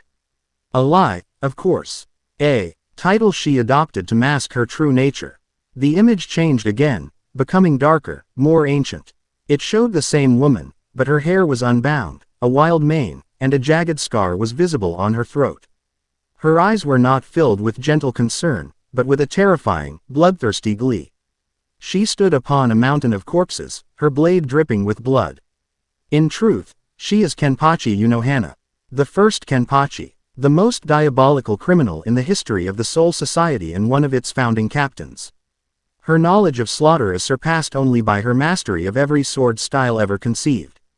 Her medical knowledge is simply the reverse side of that coin. To better understand how to cut a body apart, she mastered putting it back together. Naruto stared at the image of the smiling killer, a cold knot forming in his stomach. She possesses a unique Bankai, Minazuki, Yuwatch continued. It is an ability not of destruction, but of change. It can heal and it can kill with equal terrifying totality. Such a power would be an invaluable asset to study. The secrets of her healing arts, turned to our purpose, could make our armies invincible. You want me to kill her? Naruto asked. No, Yuwatch said, a cruel glint in his eye. Killing her would be a waste. Her body is a repository of knowledge. I want you to acquire her. I want you to capture her, break her will, and bring her here. Alive. If that proves impossible, the implication hung in the air, heavy and absolute. A dead captain was still a prize. This was a different kind of challenge. Not a beast to be tamed, but a master warrior. A captain of the Gote 13, to be hunted. You will not undertake this mission alone, Hashwolf spoke for the first time, his voice cutting through the silence. Such a target requires a more specialized approach. You will be accompanied by Sternritter, J. A side door to the throne room slid open, and a man strode in. He was tall and imposing, wearing a full, militaristic version of the Sternritter uniform, complete with a peaked cap and a long coat. He had a stern, chiseled face and an air of rigid, fanatical discipline. His spiritual pressure was a tight, controlled, and suffocating thing. Sternritter, J. Quilge Opie, the man announced, his voice sharp and precise. He clicked his heels together and gave a crisp salute to the throne. At your service, your majesty. Quilge then turned his gaze on Naruto, who was still kneeling. His eyes were cold and dismissive. He looked at Naruto not as a comrade, but as a particularly dirty but necessary tool. His lich will provide the means of conversion, Quilge stated, not to Naruto, but to the king. My shrift, the jail, will provide the means of capture. I will ensure the target is secured without fail. See that you do, Yuwatch said. The two of you will infiltrate the Soul Society. Capture Unohana. Do not fail me. The king's eyes closed once more. The audience was over. Quilge gave another sharp salute and turned. His long coat flaring, he strode towards Naruto. Meet me at gate 12 in 1 hour. Bring your strongest puppets. Do not be late. He didn't wait for a response, marching out the throne room with an air of absolute authority. Naruto rose, his mind racing. He was being partnered with a fanatic who clearly despised him. He was being sent into the heart of enemy territory to capture one of their strongest and most monstrous captains. This was no longer a test. This was the first shot of the war. He found Giselle in her quarters, a place that was the absolute antithesis of his own. Where his room was a sterile white tomb, hers was a chaotic, macabre workshop. Medical skeletons, some human and some not, were posed in strange positions around the room. Jars containing preserved organs and strange creatures lined the shelves. And in the center of it all, she was sitting on the floor, humming to herself as she carefully stitched the arm back onto one of her personal zombies, a young, dark-skinned girl with hollow eyes. There you go, Bambi, Giselle cooed, tying off the thread. Good as new. She looked up as Naruto entered, her face breaking into a wide smile. So, did the big bad king give you a cookie for being such a good boy?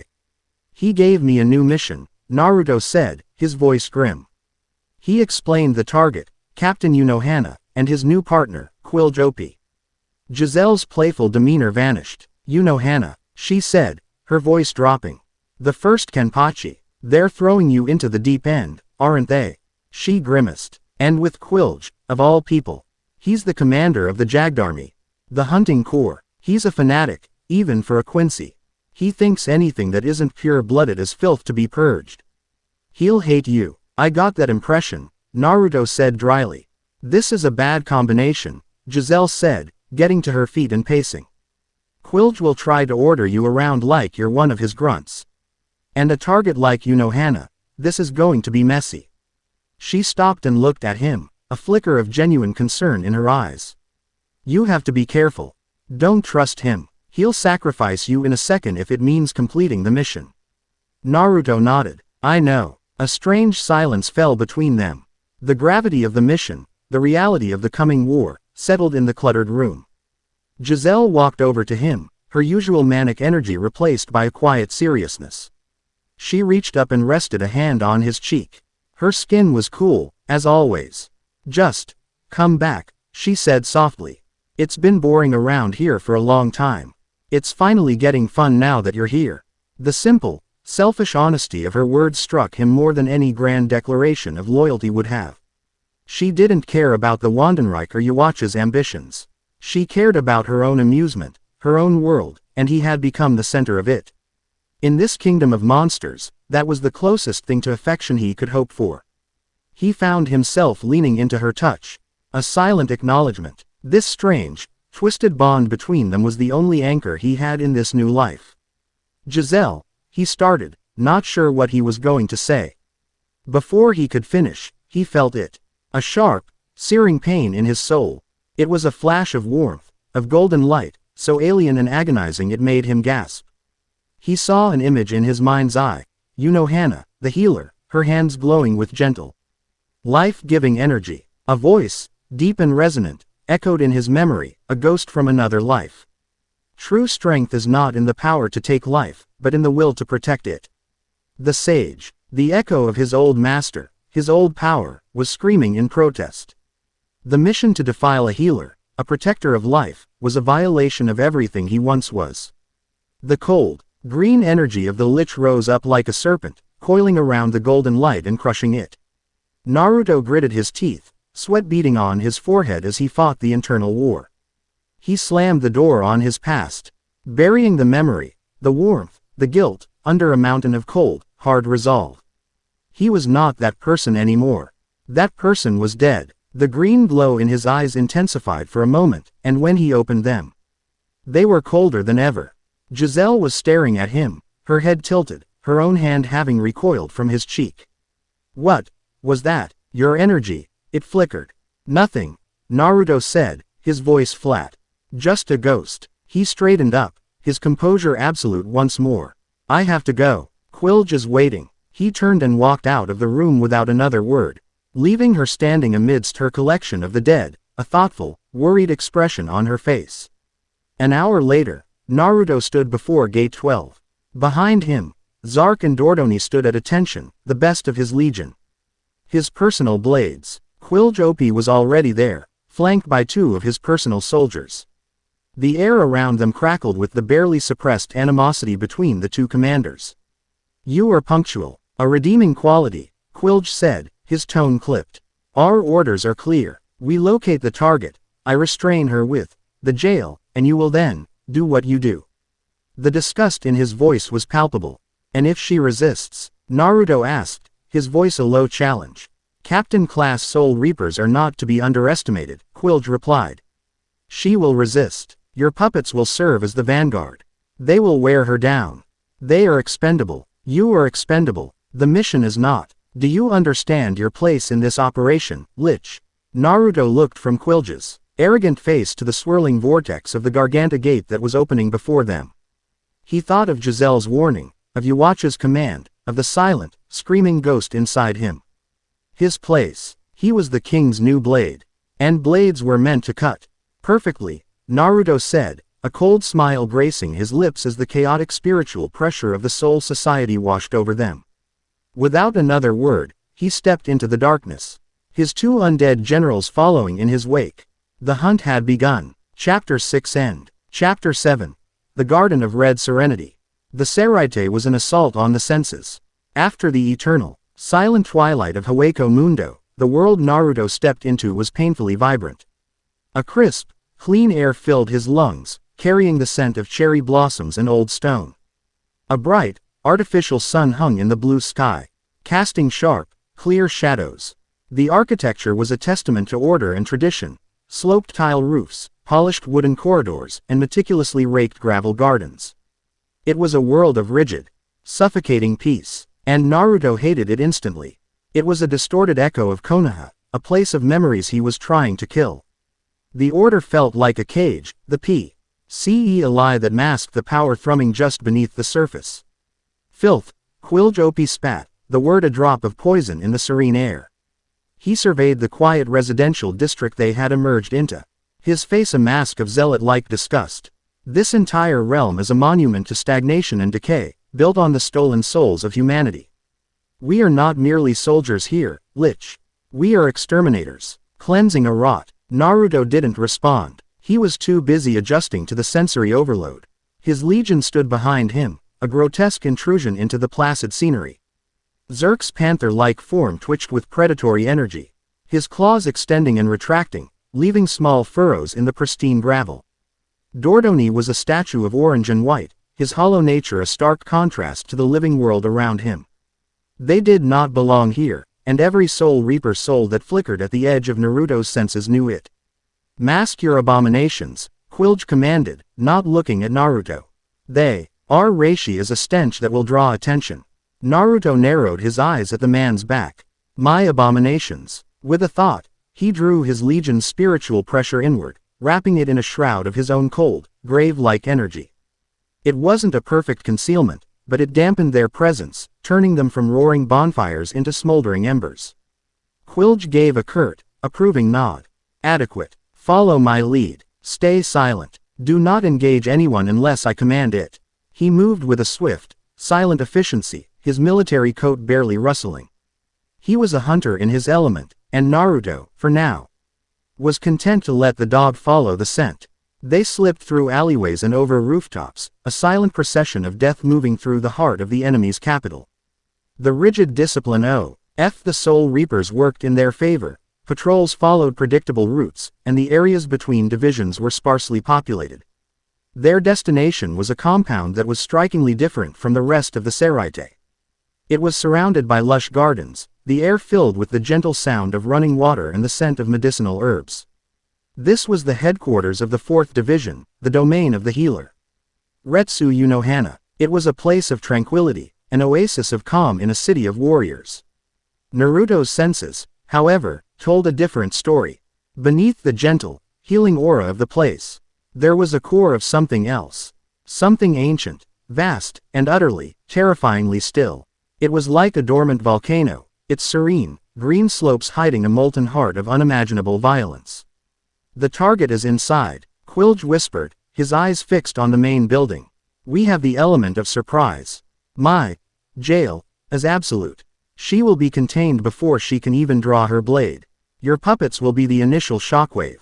Send them in. Overwhelm her guards. Cause chaos. In the confusion, I will secure her. He looked at Naruto, his eyes cold. Do not hesitate to sacrifice them. They are merely ammunition. Naruto felt a flicker of rage. He had not gone to the effort of subjugating Zerk's will just to have him thrown away like a disposable kunai by this fanatic. My legion follows my command, Naruto said, his voice dangerously quiet. Quilge's jaw tightened. Your command is to obey my orders. Do it. Before the argument could escalate, the sliding doors to the main dojo opened. A woman stepped out into the garden. It was her, Retsu Unohana. She wore her captain's haori over her standard shihakusho, and her long black hair was done up in the single, heavy braid that fell over her chest. Her expression was serene, a gentle, almost maternal smile on her lips as she looked out over the garden. But her eyes were not looking at the garden. They were looking directly at the rooftop where they were concealed.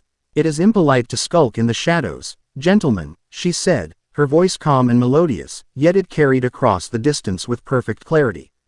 If you have business with the 4th Division, please present yourselves. Quilge cursed under his breath, his plan of surprise shattered. The hunter had just become the hunted. So much for your subtle infiltration. Naruto murmured. No matter. Quilge snapped, his composure returning instantly. The objective remains the same. Now, Lich, attack. This time, Naruto obeyed. He sent Zark and Dordoni. They exploded from the rooftop, two blurs of black and white descending on the lone, unmoving captain.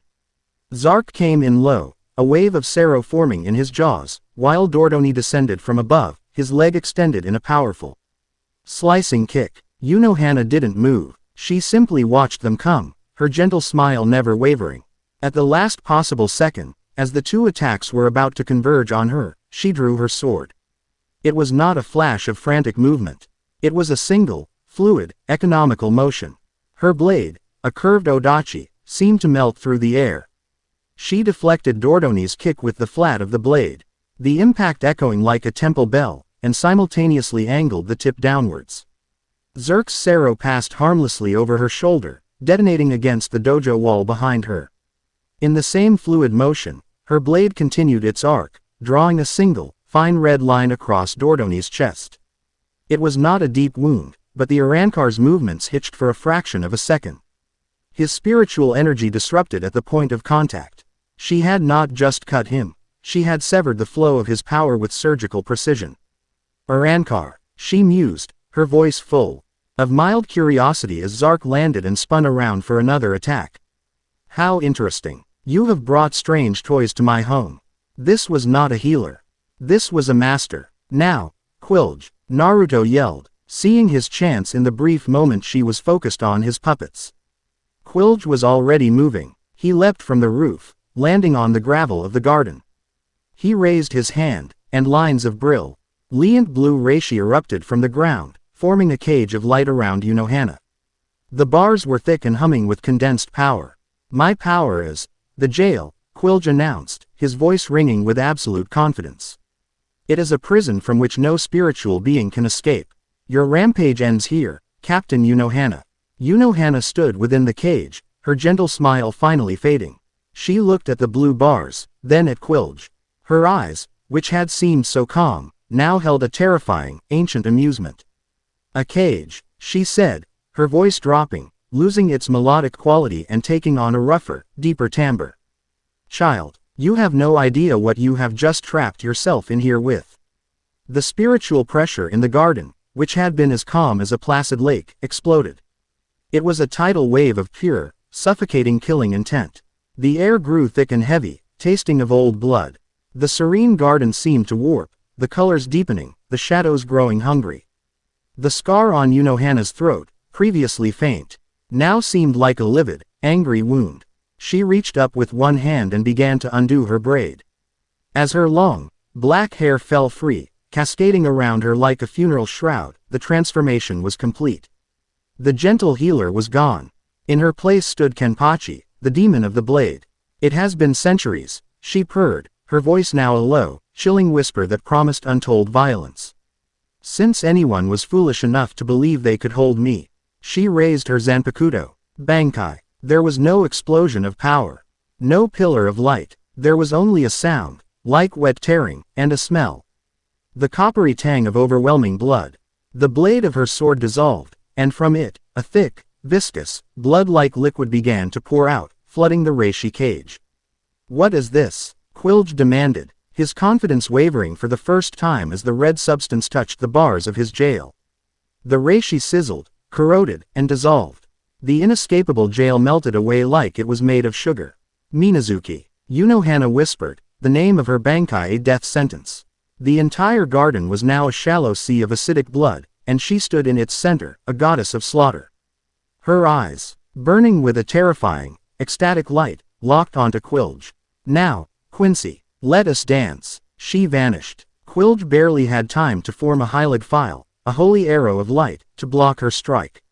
The clash was immense, sending a shockwave that tore up the ground and turned the liquid blood into a vaporous, choking mist. Hannah was on him, her formless blade of blood striking from impossible angles. She was not just attacking. She was toying with him, her movements a beautiful, horrifying ballet of death. Quilge, the proud hunter, was now the cornered prey, his rigid, disciplined style completely overwhelmed by her fluid, unpredictable mastery. Naruto watched, a cold dread mixing with a surge of battle lust. This was a monster on a level he hadn't seen since Madara. He had to intervene. Legion, all of you, engage. The two remaining Jillians he'd brought lumbered forward, their massive forms wading through the sea of blood. They fired their green seros, aiming to pin her down. At the same time, the 10 Ijukas, led by Zark, spread out, attacking from all sides, their speed a dizzying blur. It was a coordinated, overwhelming assault. Against any other foe, it would have been annihilation. Against the first Kenpachi, it was a mild inconvenience. She flowed through their attacks like water. A Sero blast would part around her. An Ajuchus's claw would meet empty air. Her blade would lash out. And one of Naruto's puppets would fall, its body dissolving in the acidic blood, its connection to him severed with a painful snap. He could feel their silent, agonizing deaths in his mind. He was losing his army. He was losing his finest soldiers. He grit his teeth, the cold fire of his power burning in his chest. A memory flashed, unbidden. The sage's voice, warm and concerned. Do not let the cycle of hatred consume you, Naruto. Hatred. A cold part of his mind sneered back. This isn't hatred. This is strategy. He saw an opening. Quilge, seeing his own life in peril, had unleashed his Volstandig, a secondary, angelic form that dramatically increased his power. He was now a winged figure of brilliant light, firing dozens of arrows at once, forcing Unohana to finally take him seriously. She was focused on him, her back momentarily exposed. Dordoni, Naruto commanded. The Urankar, who had been waiting for the perfect moment, shot forward, his mauve immense faster than anything he had displayed before. He was Naruto's final ace, his most skilled hand-to-hand combatant. He aimed not to kill, but to bind, to hold her, just for a second. He almost succeeded. He managed to get his arms around her, his grip like steel. A foolish choice, Unohana whispered, without turning around. The blood that made up her Bankai swirled, forming 1,000 tiny, sharp blades that erupted from her back, impaling Dordoni from the inside out. The Urankar let out a silent, spiritual scream as his body was shredded. The connection snapped. Naruto staggered back, clutching his head as the feedback from Dordoni's destruction hit him. His strongest puppet, gone. Quilge was faltering. The Legion was in tatters. The mission was a catastrophic failure. But in that moment of chaos, as Unohana's full attention was on dispatching the last of the Ijukas, Naruto saw it. A flicker. A single, heartbeat-long opening created by Dordoni's sacrifice. He stopped thinking like a commander. He stopped thinking like a ninja. He thought like what he was. A lich. He didn't move his body. He moved his will. He poured every ounce of his cold, hungry power, not into a physical attack, but into a single, invisible, intangible spear of dominant force. He wasn't aiming for her body. He was aiming for the raging inferno of her soul. He wasn't trying to kill her. He wasn't trying to control her blade or her body. He was trying to claim the Kenpachi. His vision tunneled. The world of red and white faded. All he could see was the brilliant, bloodthirsty star of Unohana's soul. He felt his own power, the cold, inexorable green of the grave, touch it. For an instant, there was a deafening silence. Then, Unohana's head snapped around, her eyes, wide with shock and fury, locking directly onto his. She had felt him. She had felt the violation, the cold touch of his power on her very essence. The battle for her body was over. The battle for her soul had just begun. Chapter 7 End. Chapter 8. The freezing of a bloody sea. The connection was a spear of ice driven into a sun. The moment Naruto's will touched Unohana's soul, the physical world dissolved into a meaningless shriek of color and sound. He was falling, tumbling through a void, not of darkness, but of searing, crimson light. He was adrift in the sea of her spirit, a place forged over 1,000 years of slaughter. He landed, not on solid ground, but in an ocean of blood that was warm and thick as syrup. It did not feel wet. It felt alive, clinging to him, whispering the memories of every life it had ever spilled. Above him, the sky was a bruised purple, filled with the silent, screaming faces of countless victims. In the center of this endless, bloody ocean rose a mountain, a colossal peak made not of rock, but of bleached white skulls. A monument to a lifetime of joyous carnage. And at the peak of that mountain, she stood waiting for him. This was not the serene healer or even the blood-soaked warrior. This was the archetype, the raw concept of Kenpachi. Her hair was a wild, unbound storm, her eyes were burning stars of pure, ecstatic bloodlust, and her smile was a wound in the fabric of reality. She was a goddess in her own personal hell, and she was furious. You dare. Her voice was not a sound, but a force of nature that churned the sea of blood and made the skulls in her mountain scream. You dare to set your filthy, empty feet in my sacred place. I will not just kill you. I will erase the memory of your soul from existence. She descended from the mountain, not walking, but flowing, a river of pure killing intent. The avatar of Naruto's power, a figure of shadow and cold green light, stood unmoving as she approached. He felt no fear. Fear was an emotion for the living. He was here as a force, an antithesis. I am not here to fight you. Naruto's voice echoed in the soulscape, a flat, toneless sound, like ice cracking in a deep crevasse. I am here to claim you. Her laughter was a peal of thunder. Claim me. Many have tried. They are the foundation of my throne. She raised her hand, and the blood of the ocean rose up, forming 1,000 blades, each one honed by centuries of mastery. You are an insect, a crawling thing of the grave, trying to claim a star. Now, burn. The 1,000 blades shot towards him. In the physical world, Quiljopi watched in stunned disbelief. Both Naruto and Unohana were frozen in place, trembling. A visible aura of black-green energy was pouring from Naruto, while Unohana's body was radiating a terrifying, uncontrolled wave of spiritual pressure from her released Bankai. The sea of blood in the garden was churning violently, rising and falling like a tide with no moon. The blades in the soulscape never reached their target. As they flew, the air around Naruto's avatar grew cold. The warm, living sea of blood around his feet began to steam, then to hiss. A thin layer of ice formed, spreading outwards in a perfect, crystalline circle. It was not white ice, but black, a sheet of absolute cold that reflected nothing. The blood blades that touched the advancing frost didn't shatter, their energy was simply nullified. They turned to red dust and vanished. Unohana's smile faltered for the first time. The cold was spreading, freezing her ocean, silencing the whispers of the dead.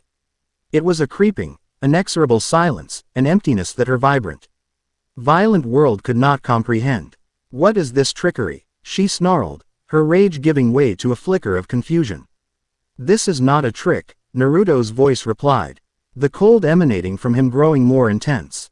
Your power is born from the heat of battle, the joy of the kill, the passion of a life being taken. It is a fire, but fire cannot burn in a vacuum. I am the vacuum. I am the stillness that comes after the final heartbeat. I am the grave. He took a step forward, the black ice spreading before him. The mountain of skulls began to be coated in a layer of frost. The silent screams of the faces trapped within it finally silenced. This was not a battle of force against force. It was a battle of concepts. The glorious, passionate violence of the Kenpachi versus the cold, absolute dominion of the Lich. Unohana roared and charged, her form dissolving into a blur of pure killing intent. She would not fight him with techniques, she would overwhelm him with the sheer, magnificent weight of her murderous soul. She slammed into his avatar, a supernova of rage and power. In the physical world, Unohana's body convulsed. A trickle of blood ran from her nose. Naruto grunted, his knees buckling under the strain. This was the heart of the battle. The moment of breaking. Inside his own soul, a frantic, desperate light flared.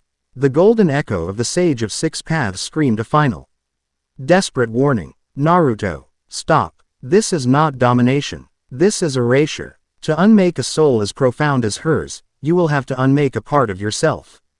The part that is still human. The part that I entrusted to you. Don't do this. He felt the warmth, the memory of sunlight, of ramen, of Iruka's hand on his head. He felt the ghost of Kurama's grudging affection. He felt everything he had been. And he felt the cold, thrilling promise of what he could become. He looked at the raging inferno of Unohana's soul, a magnificent, untamed power. She was a weapon beyond compare. A prize worthy of a king. Worthy of him. The choice was made in an instant. He turned the full, focused force of his own will inward. The cold, green light of his lich power, which had been directed entirely at Unohana, coiled back like a striking serpent and slammed into the golden echo of the sage. It was not a battle. It was an execution. The warmth vanished. The memories faded, becoming distant. Like pictures in a book about someone else's life. The last flicker of his old self, the last protest of the hero he was supposed to be, was snuffed out, deliberately and without remorse. A profound, hollow emptiness opened up within him, and into that void, the full, untainted power of the Lich flooded. With that final, internal shackle broken, his power surged, now pure and absolute. In the soulscape, the wave of Yunohana's attack met not a shield, but a void. Her rage, her passion, her killing intent poured into him and simply vanished. It was like shouting into the endless expanse of space. Her eyes, the burning stars of bloodlust, widened in horror. She felt her power, her very identity, being drained away, not by a superior force, but by a superior emptiness. The black ice, no longer creeping, exploded outwards, instantly freezing the entire sea of blood. The mountain of skulls was encased in a tomb of black crystal. The screaming sky went silent and dark.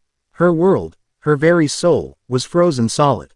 No, she whispered, the sound small and lost in the sudden, absolute silence. Naruto's avatar stood before her, the cold green light in his eyes holding not malice, but a chillingly dispassionate finality. He reached out and placed a hand on her forehead. Kneel. The command was not a suggestion. It was a rewriting of her reality. The first Kenpachi, the demon of the Gote 13, the most bloodthirsty soul in a millennium, sank to her knees on the black ice, her head bowed. The fire in her eyes died, replaced by a dim, flickering green ember.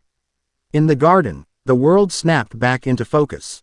The sea of blood that was Yunohana's Bankai evaporated in an instant, leaving behind scorched, blackened earth. Yunohana herself crumpled to the ground, unconscious. Naruto staggered, catching himself on one knee, his breath coming in ragged gasps. The spiritual and mental cost of the battle had been enormous. He felt hollowed out, scoured clean, a vessel filled with nothing but cold, quiet power. Quiljopi stared, his mouth slightly agape, his Volstandig wings flickering. He had witnessed the impossible. He had seen a creature of pure Quincy hatred and discipline fail. Only to watch this Lich win, not through combat, but through some obscene, soul-devouring sorcery. What have you done? He breathed, his voice a mixture of horror and awe. Naruto pushed himself to his feet. His movements stiff. He walked over to Yunohana's unconscious form and turned her over. Her eyes fluttered open. The terrifying, ancient intelligence was gone. The gentle warmth of the healer was gone. All that remained was a blank, placid emptiness, and in their depths, the faint, unmistakable glow of sickly green. The mission is complete, Naruto said, his voice flat and empty. A perfect echo of the new void inside him. She is acquired. Suddenly, the air was filled with the sound of rushing footsteps, of Shunpo. Captain Yunohana, a tall woman with a gentle face and a silver hairclip. Lieutenant Azane Katetsu, appeared at the edge of the ruined garden, her eyes wide with shock at the scene of devastation. Behind her, other members of the 4th Division were arriving, their faces paling at the sight of their fallen captain and the two intruders. The alarm had been raised. We are leaving now, Quilj said, his fanaticism snapping back into place. This was enemy territory, and they had just decapitated one of the Gote 13's oldest captains. The entire Soul Society would be descending on them in moments. Naruto didn't need to be told. He slung Yunohana's pliant body over his shoulder. She was disturbingly light, a doll with its strings cut.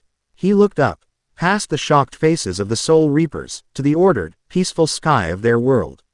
He felt nothing, no remorse, no triumph, only the cold, clean satisfaction of a task completed.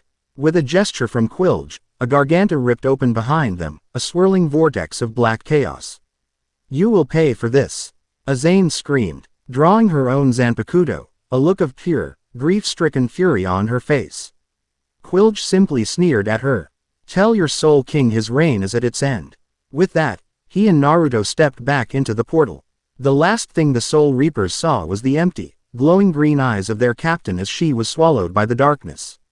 The garganta closed, leaving behind a ruined garden, a handful of dead puppets dissolving into dust, and a silence that was the prelude to the greatest war the Soul Society had ever known. Chapter 8 End. Chapter 9. The Price of a Soul. He garganta spat them out not into a common courtyard, but into a sterile, circular chamber deep within the heart of Las Noches. The air was cold and still. Jugram Hashwolf stood waiting for them, his hands clasped behind his back. His expression as unreadable as polished marble. He was alone. His presence indicated that the outcome of this mission was of the highest priority, a matter for the inner circle only.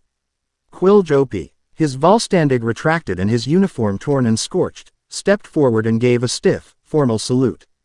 The arrogance was gone, replaced by the grim efficiency of a soldier who had survived a battle he had not expected. Lord Hashwolf, the mission is a success, Quilge reported, his voice devoid of its usual booming confidence.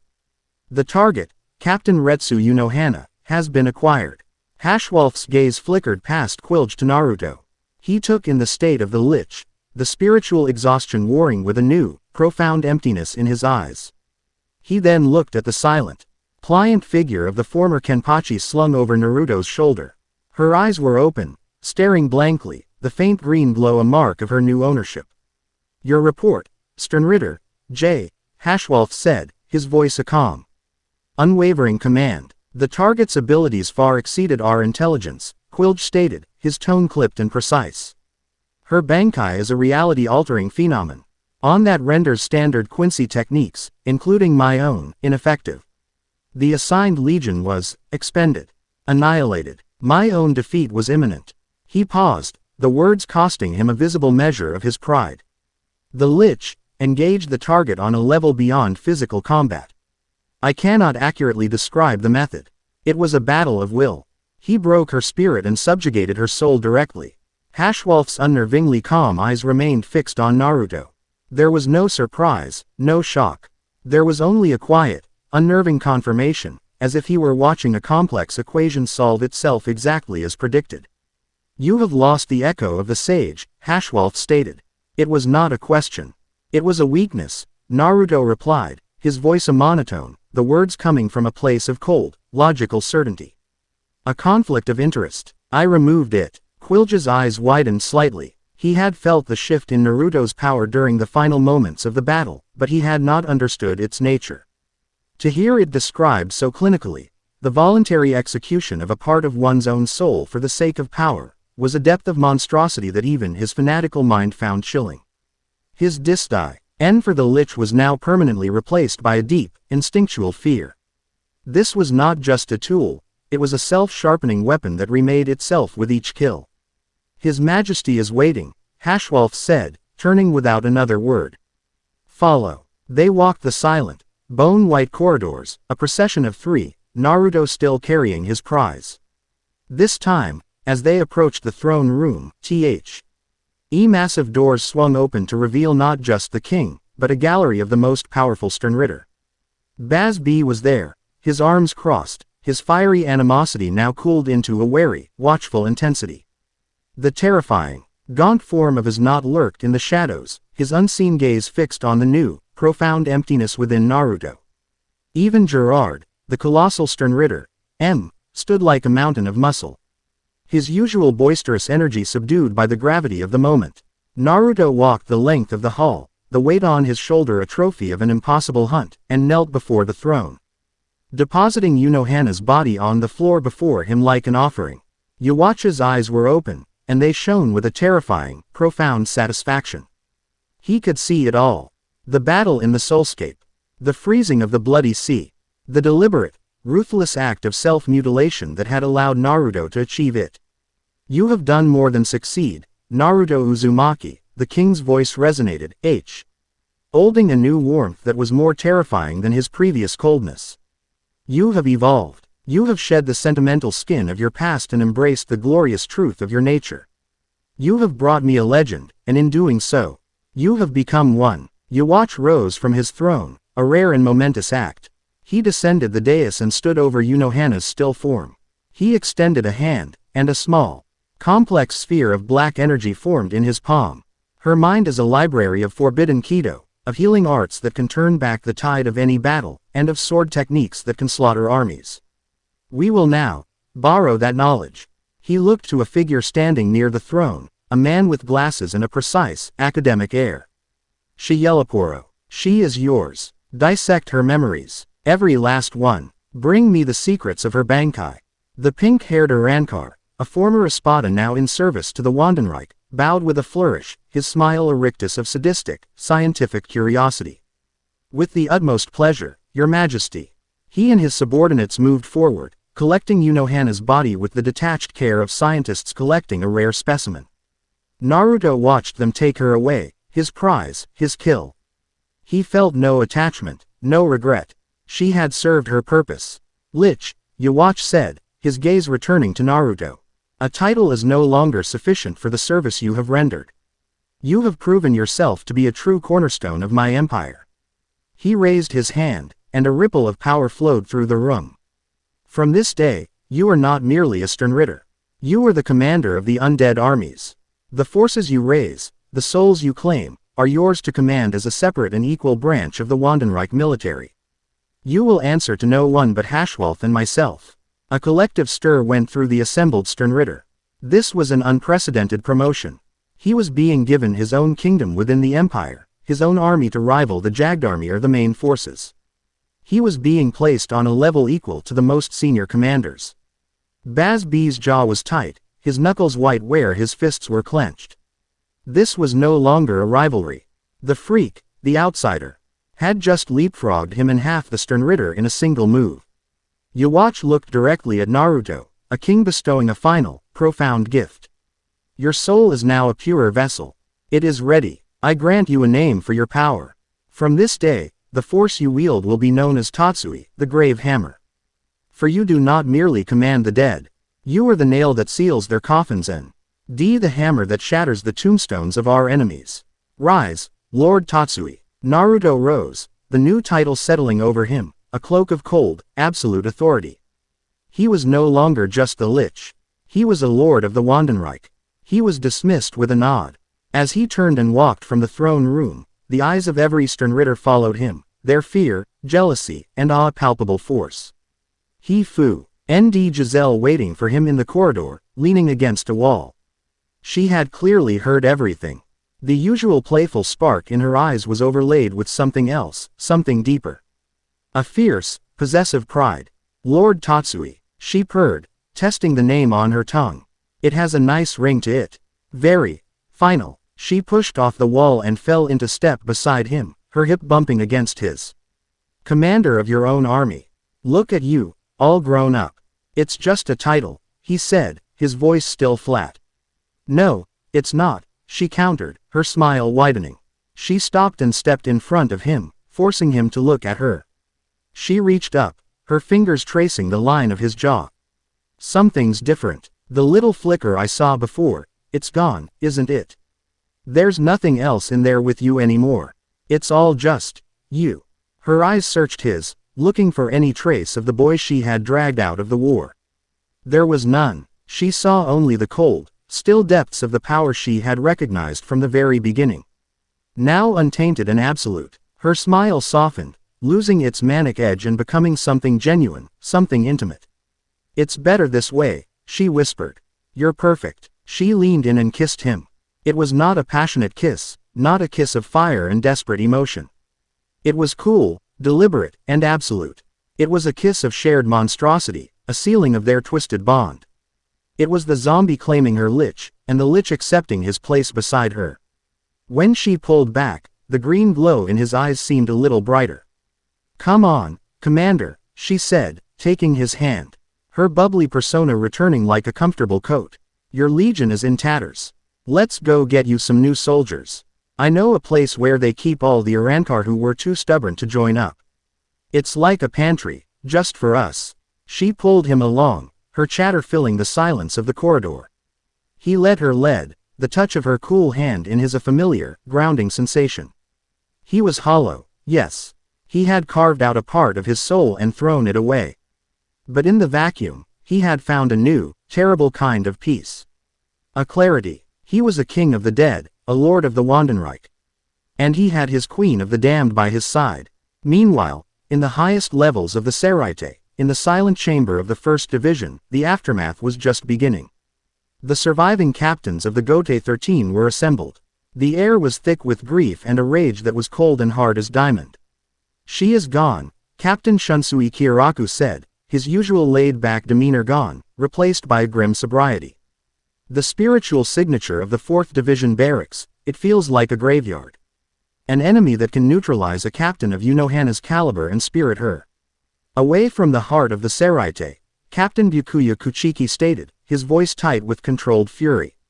This is an act of war on a scale we have not seen since the last Quincy invasion. At the head of the room, Head Captain Genryusai Shigekuni Yamamoto stood with his eyes closed, his ancient, scarred body radiating an aura of heat that made the very air shimmer. This was not merely an attack, Yamamoto's voice was a low, guttural growl, the sound of mountains grinding together. This was a message. They came for our heart. For the mother of the Gote 13. They sought to demoralize us, to show us that none are safe. He opened his eyes, and they were twin pools of molten suns. They have failed. They have not instilled fear. They have instilled fury. He slammed the butt of his cane sword into the floor, the impact cracking the wood and sending a shockwave of spiritual pressure through the room that made every captain brace themselves. The Gote 13 is hereby placed on a full war footing. All divisions are to be mobilized. The Royal Guard will be informed. We will find these bastards. We will hunt them down. And we will repay this insult with an inferno that will burn their very memory from the pages of history. The age of Cold War was over. The embers of an ancient hatred had been stoked, and the flames of the 1,000-year blood war were about to be reignited. Chapter 9 End.